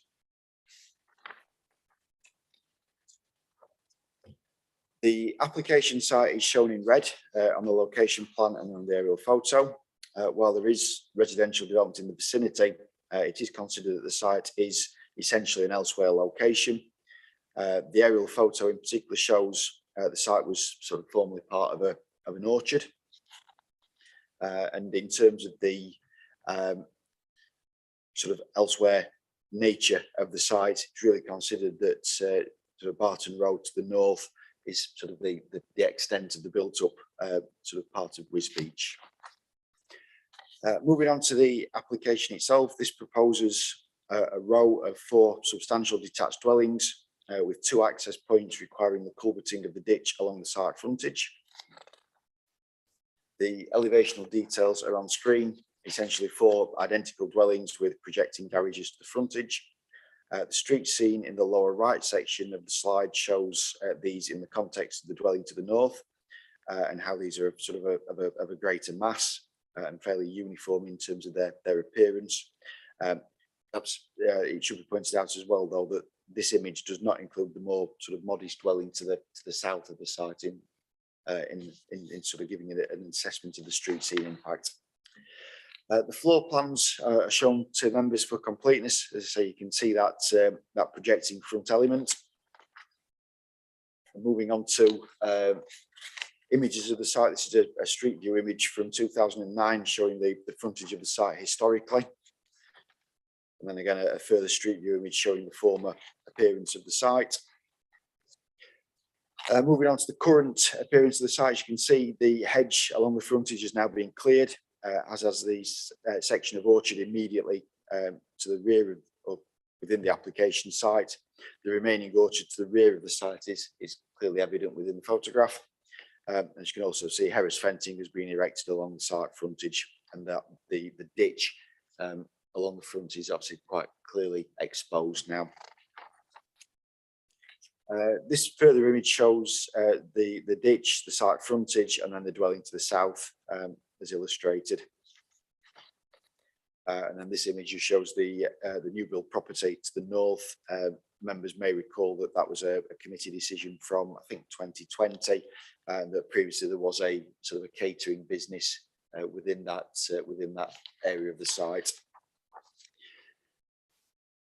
In summary, the application site is considered to be beyond the extent of Wisbech and is therefore in an elsewhere location. The principle of residential development in such a location is not supported by policy. The Highway Authority have objected to the application on several grounds. The intensification of use of the substandard junction of Cox's Lane and Barton Road, lack of pedestrian facility on Cox's Lane, which is a 60-mile-an-hour road with no footway, street lighting, and also a 90-degree bend, and also concerns regarding the details of the access points provided and visibility. In addition, the linear development of the site in the manner proposed would conflict with the more sporadic nature of development in the area and would erode the rural character and appearance of Cox's Lane.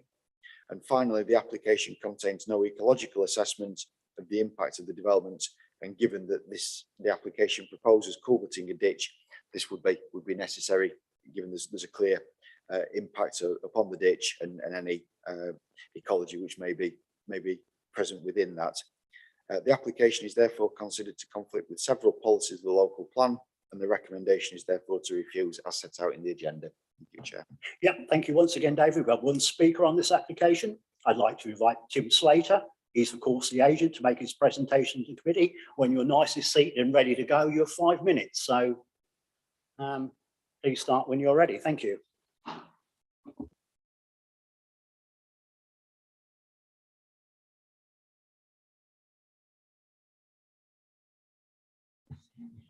Chairman, members of the committee, good afternoon. I've been asked to address you this afternoon in support of this application as the applicant's agent is unable to attend. Having looked at this site, the planning arguments in respect to the land in and around this location are well rehearsed, with a number of new developments and dwellings approved along Barton Road and Cox's Lane in the last 5 years, and significantly within the scope of the current local plan. Members will be aware, as David pointed out, that the site lies within the West Wisbech Urban Extension Broad Area of Search, which is designated Local Plan LP7 and LP8. The state of this site is somewhat unclear, as the towns and settlements in Fenland Local Plan don't have defined boundaries. As such, the delineation of the urban and rural policies is a matter of judgment. Certainly, the local plan inset map on page 40 of the plan shows the site and its surrounds shaded grey to indicate that they are part of the urban area of Wisbech. The broad area of search enables and indeed encourages developments to come forward in this area, and the Stow Lane appeal decision indicates that smaller pockets of development can come forward in these areas, excuse me, providing that they do not prejudice the wider development envisaged by LP8. Clearly, this small row of homes would not undermine that strategic aim. Within 50 metres of this site, there have been 6 new homes approved since 2018 under the current local plan, and the various alterations to the MPPF have not materially changed this position of the site, and therefore it is considered that there is a strong precedent for new development in this locality, having regard to the council's previous interpretation of the local plan policies. In terms of character, it is contended that development is not materially harmful to the character of the area, having regard to the allocation of the wider areas and the significant planned growth for the adopted local plan. The site is infill frontage and has a relatively recent development to both the north and south of it on Cox's Lane. The recent approval for residential permission in the area, in conjunction with the approval of the care home off Barton Road and the proposal for the new school off Barton Road to the west of the site, will continue to consolidate the significant urban built form in this area. In terms of highways, the geometry and junction of Cox's Lane with Barton Lane is an existing issue, and the addition of 4 dwellings is a relatively small increase to the daily traffic movement on Cox's Lane, such that it is not considered to make a material increase. The MPPF states that permission should only be refused if there's an unacceptable impact on highway safety. It's contended that the issues raised and the impacts of this proposal are very similar to those previously approved. In addition, the site has good visibility onto Cox's Lane, and the geometry of the road dictates that road speeds past the site to the junction of Barton Road will be significantly lower than the national speed limit. In summary, it is contended that the site is in a sustainable location on the edge of Wisbech, close to higher order services and facilities in the town. It is clear that the character of surroundings of the site has materially changed during the plan period, such that the site is now surrounded on 3 sides by established residential development. Furthermore, the scale and pattern of development is in character with the prevailing built form in the area and the recent approvals in the immediate vicinity. Thank you very much. Yeah, thank you very much for that presentation, Mr. Slater. Members, any questions, clarifications to Mr. Slater? Councillor Sutton first. Thank you. Thank you, Chairman. Yeah, Mr. Slater, I'm sure you said that there are 6 new dwellings being approved under the 2014 local plan, or since the local plan. Which 6 are they?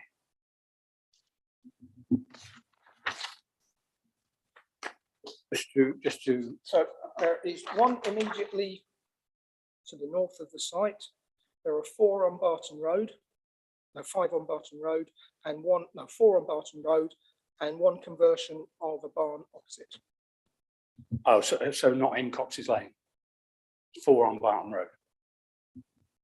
All right, sorry. Yeah, I thought you meant there was 6 in Cox's Lane. So apologies for that. Right, thank you for that, Councillor Sutton. Anybody got any more questions, clarifications before we let him go? No, thank you very much, Mr. Slater. While you're going back to your seat, members, any questions, clarifications to officers? Can't see anybody with their hands up. No. Councillor Burson scratching his ear, so that's a. So with that, then we'll open for debate. Then, please, who wants to kick the debate off? Thanks. Councillor Sutton, please. Thank you, Chairman. I'm not quite sure where I am at this at the minute, to be perfectly honest. I don't really go along with it being an elsewhere location. I believe it's certainly adjacent to the built form. It's infill. There's a house either side, so I think I wouldn't agree that it is an elsewhere location. What those that has been there will know is that the road is rather narrow. And I note the highways chappie Phil Cave is on about the visibility display. I think my memory serves me right, is a visibility display of 43 metres. I would guess that you could get a visibility display much longer than that. I'm not sure what it should be in a national speed limit, probably somewhere up to about 90, I think. But again, on that narrow road, and really it's not used that much. When I went down there, I was down there, I guess, 15, 20 minutes. And you know, there was no other cars there at all. So I don't think in terms of highway safety, that's a big issue. But where I am a bit concerned about is the passing of meeting cars, albeit that doesn't happen very often, but it still happens. So what I would have liked to have seen on the plan between the 2 accesses would be a pull-off lay-by, a passing place, like very similar to what we agreed to in Bar Drove in Friday Bridge. And that would alleviate a lot of my concerns about that. It would help other users of the road. And if that had that on the plans, I think I'd almost certainly say that I would go against officer's recommendation. But I don't know whether I can do that with this plan. So my view is that perhaps on this occasion, we should defer it and ask that the agent applicant considers a passing place, which would, for me, satisfy me that it would be acceptable in planning terms. But as it is, I think I would have to agree with officer's recommendation. But it would be a shame to go against it, because I think there are 4 lovely houses. There's a big demand for that type of place. It's on a rural road, but I mean, we've had things on rural roads before.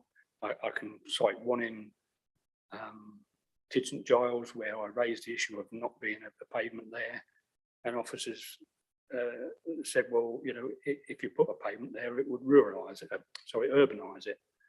So there's plenty of us walks down roads that have no pavements. I don't think there's any big accident data to say that you know, is that dangerous. And then turning to the issue that the highways officer raised with the junction, it is a tight junction, but I don't see it as being that much worse than many others, and all right, two wrongs don't make a right. But I suggest the officer, when he goes around and sees these things with his own eyes, does something about it, because there's not a single white line there to demarcate the T junction. I went out there on Monday. Yeah, you've got to be sharp and alert, but I didn't feel it was that dangerous. Two cars went by, I checked again as you do any junction, and it might be that the junction as it is, people do take more care. I did search on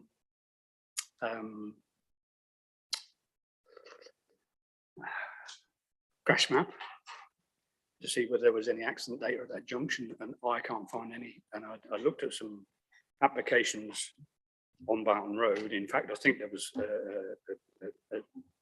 data with the old people's home that Tim referred to, and there was data in there which actually stated there has been no accidents in the area for 5 years. So there's no hard accident evidence to say that that junction is any more dangerous than one going on to a roundabout, for instance. So I think as the plan is, I don't think I can support it. But if members was agreeable to defer it and they come back with a scheme whereby there's a pass in place, then I think, I could look at it differently. Thank you, Chairman. Thank you for those comments, Councillor Sutton. Councillor Cornwall. Yes, thanks, Chair. Yeah, I was a little bit put out when I went into Cox's Lane because, there isn't a lot of room down there. I hate that junction onto Barton Road. It's absolutely diabolical. It really, really is awful. But, and I have to say that I think previous attempts of other years to keep traffic off Cox's Lane, if you remember, I think further down, is it Magazine Lane? The next one further down, Magazine Lane, has been designed over the years to deliberately reduce the width of the road at the bottom end where it joins Cox's Lane, which is the next one on from here, in an attempt, I think, to actually keep traffic off Cox's Lane. But there we are. We are where we are. I think we have allowed development around there. And I must admit, I hadn't been down there for years, and I was absolutely amazed a few months ago when I went down to look at one. And I was absolutely amazed at how it had actually been allowed to build up down there. But and it has built up. So I suppose, in a way, all this is just filling in between, was it Sunnyside and those areas that we've allowed to be built up. So I have a problem there, I suppose. But on the face of it, I don't like building in Cox's Lane. I mean, something desperately has got to happen before too much property gets built down there, because it's totally unsuitable. I actually like that idea of an overtaking or passing place, I suppose, if that, but there we are, highways haven't required it, have we? But so, yeah, I have serious reservations about this, but I'm very doubtful if we can actually stop it. Councillor French. Thank you, Mr. Chairman. Yeah, this was another site that I did to visit on Sunday several years ago, and I think it was probably pre-2014 when we allowed the small development and the beautiful homes down there. Sorry. I said it's pre-24, sorry, 14. Yeah, so I remember that site well. We did approve them against officers' recommendations, as Councillor Satton's just told me, it was 2010. We did state at that time, and I'm only going by memories now because it is 12, 13 years ago, about the state of Cox's Lane, and we said, you know, can you get something done about it? They didn't. And you did have Cook's Catering there as well, and Cook's were there for many, many years. It was actually Cook's, I think, developed a small site. So eventually Cook's Catering went, and you allowed another home. And then there is another one. So as far as I'm concerned, I believe this is an infill. We've caused the infill ourselves. And I would actually, I agree, if it's possible, it's up to the developer, if this is approved, for them to put some kind of passing, but I wouldn't want this deferred just for the sake of a passing bay. And I'm minded at this time to go against officers' recommendations and approve this application. Yeah, thank you, Councillor French. Councillor Miss Cannon, you indicate you want to speak. Thank you. Thank you very much. The basis of these homes is they are family homes, so therefore there's going to be children. There is no safety measures in place, like a footpath, for children to walk up that lane. It is dangerous. I agree with what Councillor Sutton, a passing bay of some kind would probably alleviate it, but that's not what's in front of us. My feeling is the officers have got this quite right. It should be refused until the developer comes back with a proposal to mitigate the safety measures that are needed in that lane for the families that they wish to occupy these houses. Anybody else? We're still in debate. Can't see anybody. Well, I'll come in there then. Well, I went down there just before this planning at the meeting, and went down there, and I possibly agree with what a lot of councillors said, but actually I came in from the Wisbech Way, turned in left, obviously, to Cox's Lane. It is a narrow road, and it has got a nasty bend in it as well. But there was no traffic down there when I stopped, had a look, got out of the car, left the car on the narrow road, which probably wasn't right, but there we are. And I couldn't see too much wrong with it, to be fair. It isn't a well-used road. So I obviously turned round and went out again and turned left to go to Wisbech St Mary's. And I didn't really find, contrary to what Councillor Cornwall said, I didn't really find a problem with the junction. Probably I was careful, and probably that road makes you careful, as Councillor Sutton said, and probably that's not a bad thing, is it? You know, if you're considerate and careful, there's less chance of having an accident, isn't there? So they're my thoughts, members, and they were only what 3 or 4 hours ago. So that's where I'm at. So I'm just going to listen to what anybody else says. Of course, anybody else can add to it. I'll be absolutely delighted. So we're still in debate, ladies and gentlemen.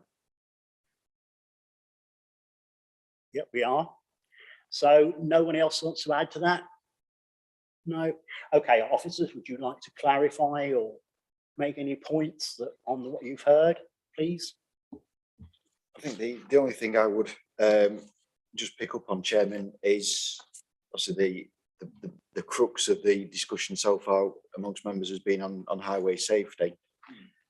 At 5.2 of the officer reports, the comments of the Highway Authority are reproduced in full for you, setting out the numerous issues which the Highways Officer has, in his professional opinion, with the application and the suitability of Cox's Lane to serve this development.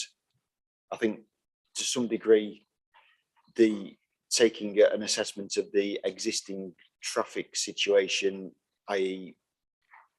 visited the site and there were no other cars, I think is somewhat, with respect to the members who've said that, almost a little bit short-sighted, in that the issue that the Highways Officer is picking up is that an additional 4 houses down there and the traffic which that can generate and the impact which that would have, rather than necessarily that there's no cars there at the moment. I think, I mean, all I would say is that this is probably one of the more detailed objections I've seen in my time working at Fenland Council from highways against an application. I would also just point out that at the last committee meeting, in terms of, you know, picking up on earlier themes of consistency, members actually refused an application where the highway officer was effectively saying it's borderline, but it's probably okay. Here you've got a fairly cast iron, fairly as strong as it can be almost, objection to an application. Mr. Chairman, could I just ask, if as Councillor Sutton suggested, this was deferred to relook at the highways, would that be possible or not? Through you, Chairman, yeah. We've not got, that isn't part of the current application. There's no indication or guarantee that that could be delivered. And indeed, we've not actually got a request from highways. Highways haven't said that, that the provision of such a lay-by passing bay would alleviate any of their concerns. So therefore, it would be best to refuse this application and then for them to resubmit with future plans to upgrade. Through you, Chairman, the application that's in front of members is the application that's in front of members. The comments from highways are on that application. Yes, yes, we've got to reiterate, we have got to look at what's in front of us. We can't deviate for that. We can obviously do what we want to do, but we have to look what's in front of us, obviously, on this planning application. So with that, Councillor Sutton? No, I was going to ask any more members. Have we got any more questions to officers? I can't see any. So now, Councillor Sutton. Thank you, Chairman. Yeah, I can't support the application in its current form, but I would consider that a passing bay would make it much safer. It would alleviate a lot of the problems of passing on that. The mention of running on the grass verge, that obviously would have to be agreed with the IDB because that's their main drain. So I would suggest, I'm going to propose that we defer the application for the agent and the applicant to consider. They might not want to do it. Mr. Chairman, I'm sorry to interrupt. I did ask the officers that option and it wasn't an option to do that. Of course, it's an option. With respect, it is an option to do it. I mean, if he's got a second, it will go to the vote, and obviously, if it isn't supported, it will get defeated, won't it? Yeah, so that's you're going to propose. You're going to. Sorry. Oh, sorry. So we have got a proposal with Councillor Sutton to defer this application. Have we got a seconder? Councillor Scolding. So we've got just some. Before we go to the Yeah. vote. Okay. Nick, would you like to come? Would you like to come in, Nick, please? Just to sort of refresh some memories, the memories of committee, we've got the proposal from Councillor Sutton, which is deferment in order to see whether or not the provision of a passing bay would resolve matters sufficiently. But what I would highlight to members is that that wasn't on the shopping list of concerns of the Highways Authority, and we still have all the other issues identified by the Highways Officer which are unresolved, shall we say. Okay. Thank you, Chairman. So, Councillor Sutton, would you like to withdraw that? I absolutely respect and understand what Nick is saying, but very often we come up with things on this committee that has perhaps not been on the shopping list of various officers from various, and it may not have been on his shopping list, but when it is on his shopping list, he can make comment on it. And then it will come back for us for a final decision. Okay, I'm going to be a bit unprecedented here. I'm going to let David come in to clarify anything that he wishes to do. Thank you, Chairman, through you. Just in terms of this kind of notional shopping list that the Highway Authority may or may not have, I would just draw members' attention to the final paragraph of the comments made by the Highway Authority. It might be possible to mitigate some of the problems identified, for example, by providing a footway and informal crossing point on Barton Road, but as submitted, I object to the planning application. Obviously, within that kind of shopping list, there's been no mention of a passing bay alleviating any of those concerns. I'm going to ask Councillor Sutton now. I very often go do the weekly shop with my wife, and we very often come with stuff back that weren't on the list. So I think we're going round in circles now. I'm going to offer you to take back that proposition, or you can obviously carry it on. Okay, so right, with no more further ado, it's been proposed by Councillor Sutton, seconded by Councillor Scolding to defer this application. Could we have a hands up who supports that? So that's two. That's obviously failed. So I need another proposition from someone. Councillor Cornwall. Chairman, yes, I think we should go with that.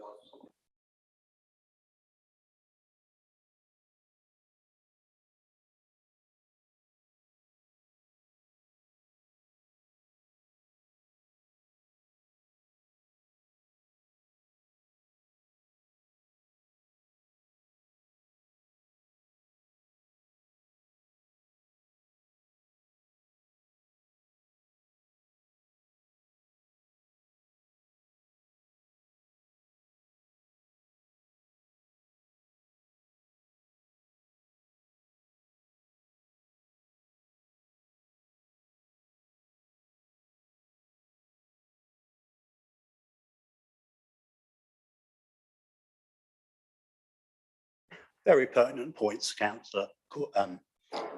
I've got Councillor Scanlon pointing upwardly that he would obviously like to second that. So now, we've got a counter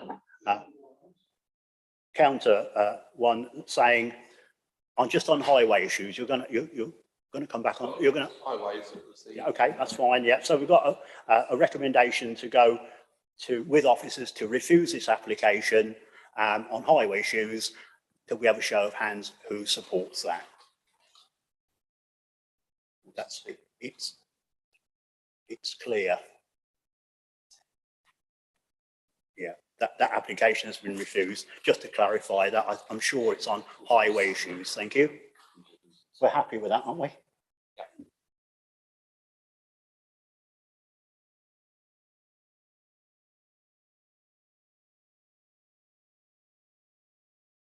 So now we'll go to agenda item number 10. David's going to present that. Application F/YR 21 1356F, agenda item number 10. So David, again, when you're ready, thanks. Thank you, through you, Chairman. This is an application for the installation of two 8-metre masts with 5 aerials for amateur radio. It's a retrospective application. The location of the application is 32 Birch Avenue, Chatteris. The application site is shown in red. As you can see, it's a sort of a corner plot within a residential area. The site plan is probably not the clearest plan, to be fair, but it proposes to retain the 2 radio masts, which are shown with X's adjacent to the side boundary with the elms. So sort of in the south, the kind of the 2 marks in the southeastern corner, just near the T of the elms. From the photos on the screen, the masts are evident. You can see just sort of sit on the left-hand image to the left-hand side of the tree. These are 8 meters high, attached effectively to the fence. And to summarise, it's considered that the masts are an unsightly feature within the area, and the recommendation is therefore to refuse as set out within the agenda. Thank you, Chair. Yeah, thank you, David. Once again, we have no speakers on this one. So anything, members, questions, clarifications to officers? Councillor Murphy, thank you. Oh, you haven't? Oh, okay. I thought you were waving. Councillor Scolding. Yeah, thank you very much. Are the aerials concreted in so they can't tipple or severely put in? Do you know? Through you, Chairman, I must admit, I don't know quite how they are, or whether they are actually sort of solidly attached into the ground. Certainly from the photographs that I've seen, I think the photographs that were on screen, They are certainly attached to the fence, and it was my understanding, and I may be incorrect with this, that that is their main attachment is actually sort of to the fence, as far as I'm aware. Thank you very much. Councillor Scanlon, and then Councillor Sutton. On a technical basis of what Mr. Rowan's just said, they would have to be grounded because they are over a certain distance, and should they have a lightning strike, it would have to go to ground. So they would be fixed to the ground in some way or other. Yeah. Thank you, Chairman. Yeah, well, should be and are, there's two different things. That they're not fixed to the ground, they're not concrete in, because the applicant, either in a letter or on the application form, has confirmed that if they get permission, they will then be concrete in, because they was originally in a different place, and I think they'd blown onto somebody else's property. So I'm sure I read that on the portal. So no, at this present time, I don't believe they're concrete and they're fixed to the concrete fence post. Yeah. Okay. Thank you for those. So, well, what can we say? Sorry, Councillor Murphy. Well, I'm going to open it up in a minute, aren't I? Sorry? I'm going to open it up for debate in a minute. Yeah, now we're going to open it up for debate because, yeah, we are still debating. Carry on. Little oversight. So, right, so we'll just open it up for debate. So, now we'll come to the debate. Well, actually, I think the officers have got this totally right, because at the end of the day, I don't think that they're fixed to the ground. They're stuck, as I went around there and had a look at it, they're stuck to the fence. There's two of them at an angle coming out over the path. There's one on the top of the chimney breast going up into the air, God knows how long. They look as ugly as goodness knows what. And I just think it's just all around that area. The highest thing there is around that area is a television mast, a television aerial, and that's all there is on any of those houses. And this looks so out of place. And it's also on a corner plot where it goes into two rows, so both roads see it, which is ridiculous. And I think the officers have got it totally right.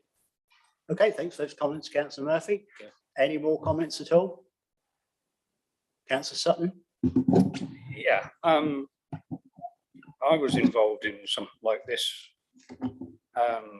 way back when. There was a chap, I won't say where because I don't want to identify him, but he moved out from his parents' home where he had a mast for his personal, that was his view to the outside world. He was disabled and couldn't communicate other than by this mast. And back then, after a bit of discussion with officers, that was agreed. I don't quite agree with Councillor Murphy that you can see it both ways, because when I went down Birch, I couldn't see it because it's behind trees. I absolutely agree with him on the other bit, whatever that's called. But what on the result, I think we've got bigger fish to fry personally, but it is in front of us to make a decision. But I don't see it's doing that much harm. Is it any different to an aerial on the chimney, for example? And we don't know the personal circumstances of the person that's wanting it. It is a rarity these days. I mean, it used to be all over the place at one time, CB radio, didn't it? But and I did see either on the application form or a letter in from the applicant that it wasn't to be a permanent structure. So would it be better to give the benefit of the doubt and let him keep it, concrete him in properly so they're safe, but give him a 2-year permission and then review it from them? That would be my sort of view. Thank you. Okay, Councillor Cornwall, then I'm going to come in then. Yeah, thank you. I have to say, when I was driving around there, I was rather underwhelmed. I didn't even see them to begin with. I was expecting something far more substantial, to be quite frank. And of course, had it been substantial, it would have then had wires on it and it would have been, you know, sort of properly constructed. The gentleman obviously likes bits and pieces because I see you've got a flagpole there as well at the front and one thing or another. To me, they weren't terribly significant, to be quite frank with you. And I don't really have too much of a problem with it, you know, as long as it's not Chinese or Russian, and then I don't really have a problem, I don't think. But yeah, I mean, they're alongside an electricity substation. I don't really see the issue. The safety issue, in other words, are they grounded? Are they done this? Have they done that? Well, frankly, that's his responsibility, is it not? You know, he owns them. It's his responsibility to make sure that they're safe and so on. So I don't really have too much of a problem. I think we've got bigger fish to fry, to be quite frank with you. But having said that, if the officers feel that so strongly against it, then I don't really have a problem with it. Okay, Councillor Scolding and Councillor Davis. Myself, I haven't got a problem with them at all. As long as they're safe and they don't fall on anybody and they're concreted in, they'll be safe. So I haven't got any problem with it. Thank you. Thank you, Councillor Scolding. Councillor Davis. Yeah, we seem to have this application before us because the next door neighbour doesn't actually like the masts. There's been no other complaints. I don't know how long the mast has been there, but we have just the one person who doesn't like it. Looking at them and looking at the great big pole I've got strapped to my chimney with a sky dish hanging off the top of it, this is actually less intrusive than that. So no, I think, can we condition that he does actually have to cement it in and make it safe? Yeah, okay. You can ask that question to officers, Councillor Davis. Well, I went round there and obviously I called this in before because I thought this would be of interest to the committee. I know we've got bigger fish to fry, but it's probably very important to him as a radio enthusiast that it's given the same consideration as a garage or a house. So I had a look at it and I didn't think there was too much wrong with it. There's a substation right next door to it. Also, if we look in comments 9.5 on the thing, it says, and you can all read, that it's only a safety concern regarding the installation of the mast. They didn't say, they haven't said it's stopping their view, they don't like it because it's obtrusive to them, have they? All they're really worried about, it says in 9.5, that it's a safety issue. And really, if you could satisfy them that they were going to be putting the required distance into the ground, that would alleviate their concerns, that I'm sure. So that's my view, but I'm going to take Councillor French and then Councillor Sutton then see what their views. Thank you. Yeah, thank you, Chairman. Yeah, I went down there and I had a look, and I first went down there and I missed them. I couldn't see them. I don't have a problem with this. These things, I don't know anything about these CD things or whatever they're called, but it's probably a lifeline for somebody who has possibly been stuck in through COVID over there. And, you know, I don't think we should be taking somebody's pleasure. It could be his health, well-being and everything else that goes with mental health issues. I'll get no problem supporting this, providing it is installed properly in concrete. And I do notice that the town council actually support it. So I think Councillor Davis is probably right. There's probably a next door neighbour, but there is a big tree there and there's other bits and pieces. So I would support this application. I would propose it is approved. Right, I'm going to bring Councillor Sutton in. I think I've forgotten what I was going to say, Chair. Oh, I know. Yeah, the neighbour that was complaining was when the aerials, if you go into the portal and read, the aerials was actually on the back of the property. And they apparently fell onto their property to the back, but they've now been moved to the side of the property. So that sort of complaint has been done away with. And I know that I read on it that he will concrete it in should he get planning permission. Thank you for clarifying that, Councillor. So when I went, it was in the same situ as it is now. So thank you. So did you want you want to speak, Councillor Ms. Scanlon? Yes, please. In the application, there is no indication of how these will be fixed. I totally agree with they've got to be fixed in a safe manner, but there is nothing in here in that application that says how they will be fixed in a safe manner. And I will not be happy until something is put there to say that it will be fixed in a safe manner according to the regulations for masts, and there are regulations for masts.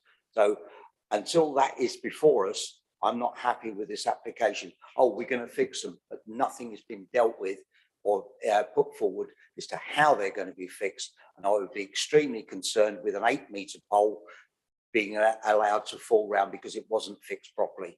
Can that be conditioned, Mr. Chairman? We're still in debate, guys. Can it be conditioned? Yeah, well, we're still in debate, and then I'm going to ask, Councillor Davis is going to ask officers if we can condition it. So that's already been established, but are we all finished with debate? Sorry, this is draconian, but we are where we are. So all finished. So Councillor Davis, would you like to ask your question to officers? Thank you. Yes, so I repeat, is it possible to allow the application to go through with a condition about how the pole is actually fixed to the ground and how safe it can be made? Through you, Chairman, my view is that we would be straying into methods of construction, which we don't do. So if you look at all of the applications that have been approved today, you know, we've not concerned ourselves with the foundations, how the walls are going to be constructed, you know, whether not what's the specification for the roof trusses. You know, we're straying out of what we would normally be engaged in. So my view is no, we can't get engaged in that. I'm not sure if the legal officer has a contrary view to that or whether or not he agrees with me. Okay, Richard, your time. Thank you, Chair. I'm just been considering that position, and I'm wondering whether it might be possible to construct a condition along the following lines. Given that these aerials are in place now, and this application is essentially a retrospective application, I think that it does make some sense that the committee could say, we haven't been given an opportunity to look at the method of installation of these items, and under ordinary circumstances an application comes before us where such material is produced. So in those circumstances you could potentially impose a condition that the aerials shall be removed unless a scheme for their safe installation is submitted to and approved by the planning authority within a given period. That is the only way I can think of that you could seek to achieve the committee's objective and also do it in a manner which is as consistent as possible with the committee's role. Well, I like that. I like that. I really do. Ah, very good. Councillor Cornwall. Yeah, Chairman, right, as we debated this, right, I actually think that when we had this before, there was a tie-up between the license that he has to have and the installation of aerials linked to the license. It doesn't matter if you have anything, your aerial is part of your license. And I think it was dealt with that way historically on a previous occasion, just as it would be for anything else that has a radio license and the aerial is part of your license. It does on a boat, for example. Actually, I'm delighted with that response, and I think we've done it to death. And so I think I'm looking for a proposal now. So Councillor Yeah, French. propose we go against officers' recommendations and approve it subject to what has been said. Have I got a second of that, Councillor Scolding? Sorry, Councillor Bursa. I did see you, but Councillor Scolding had his hand up. So we've got a proposal to go against officer recommendation to approve this application, subject to what Richard, the legal officer, you've got. No, it's not. It's an approval subject to something being put together with Richard and our officers to which I can't quite remember to and don't expect me to. So yes, yes, we'll go to Joe. So we've got a proposal for that. So now we'll go to the vote on that proposal. Councillor Sutton, are you not participating in this vote? Ah, I thought I'd catch you out one day. So right, so we're all voting, are we? So that seems to me, Joe, please. Yeah, Councillor Sutton's. He's done a delayed action. 8. So that's 8-4. Who's against? 3. So that application has been approved with that condition that will be met with officers and our legal person. Thank you very much.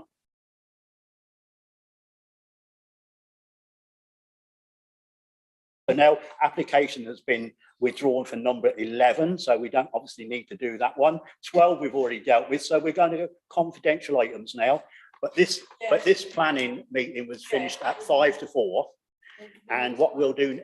So if that could be noted, Joe, 5 to 4 roughly, and if we can ask members, if we can ask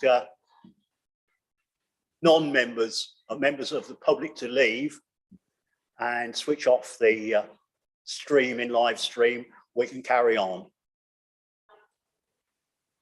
If you can give me some indication of when the streaming is finished, sir. Thank you. We can carry on.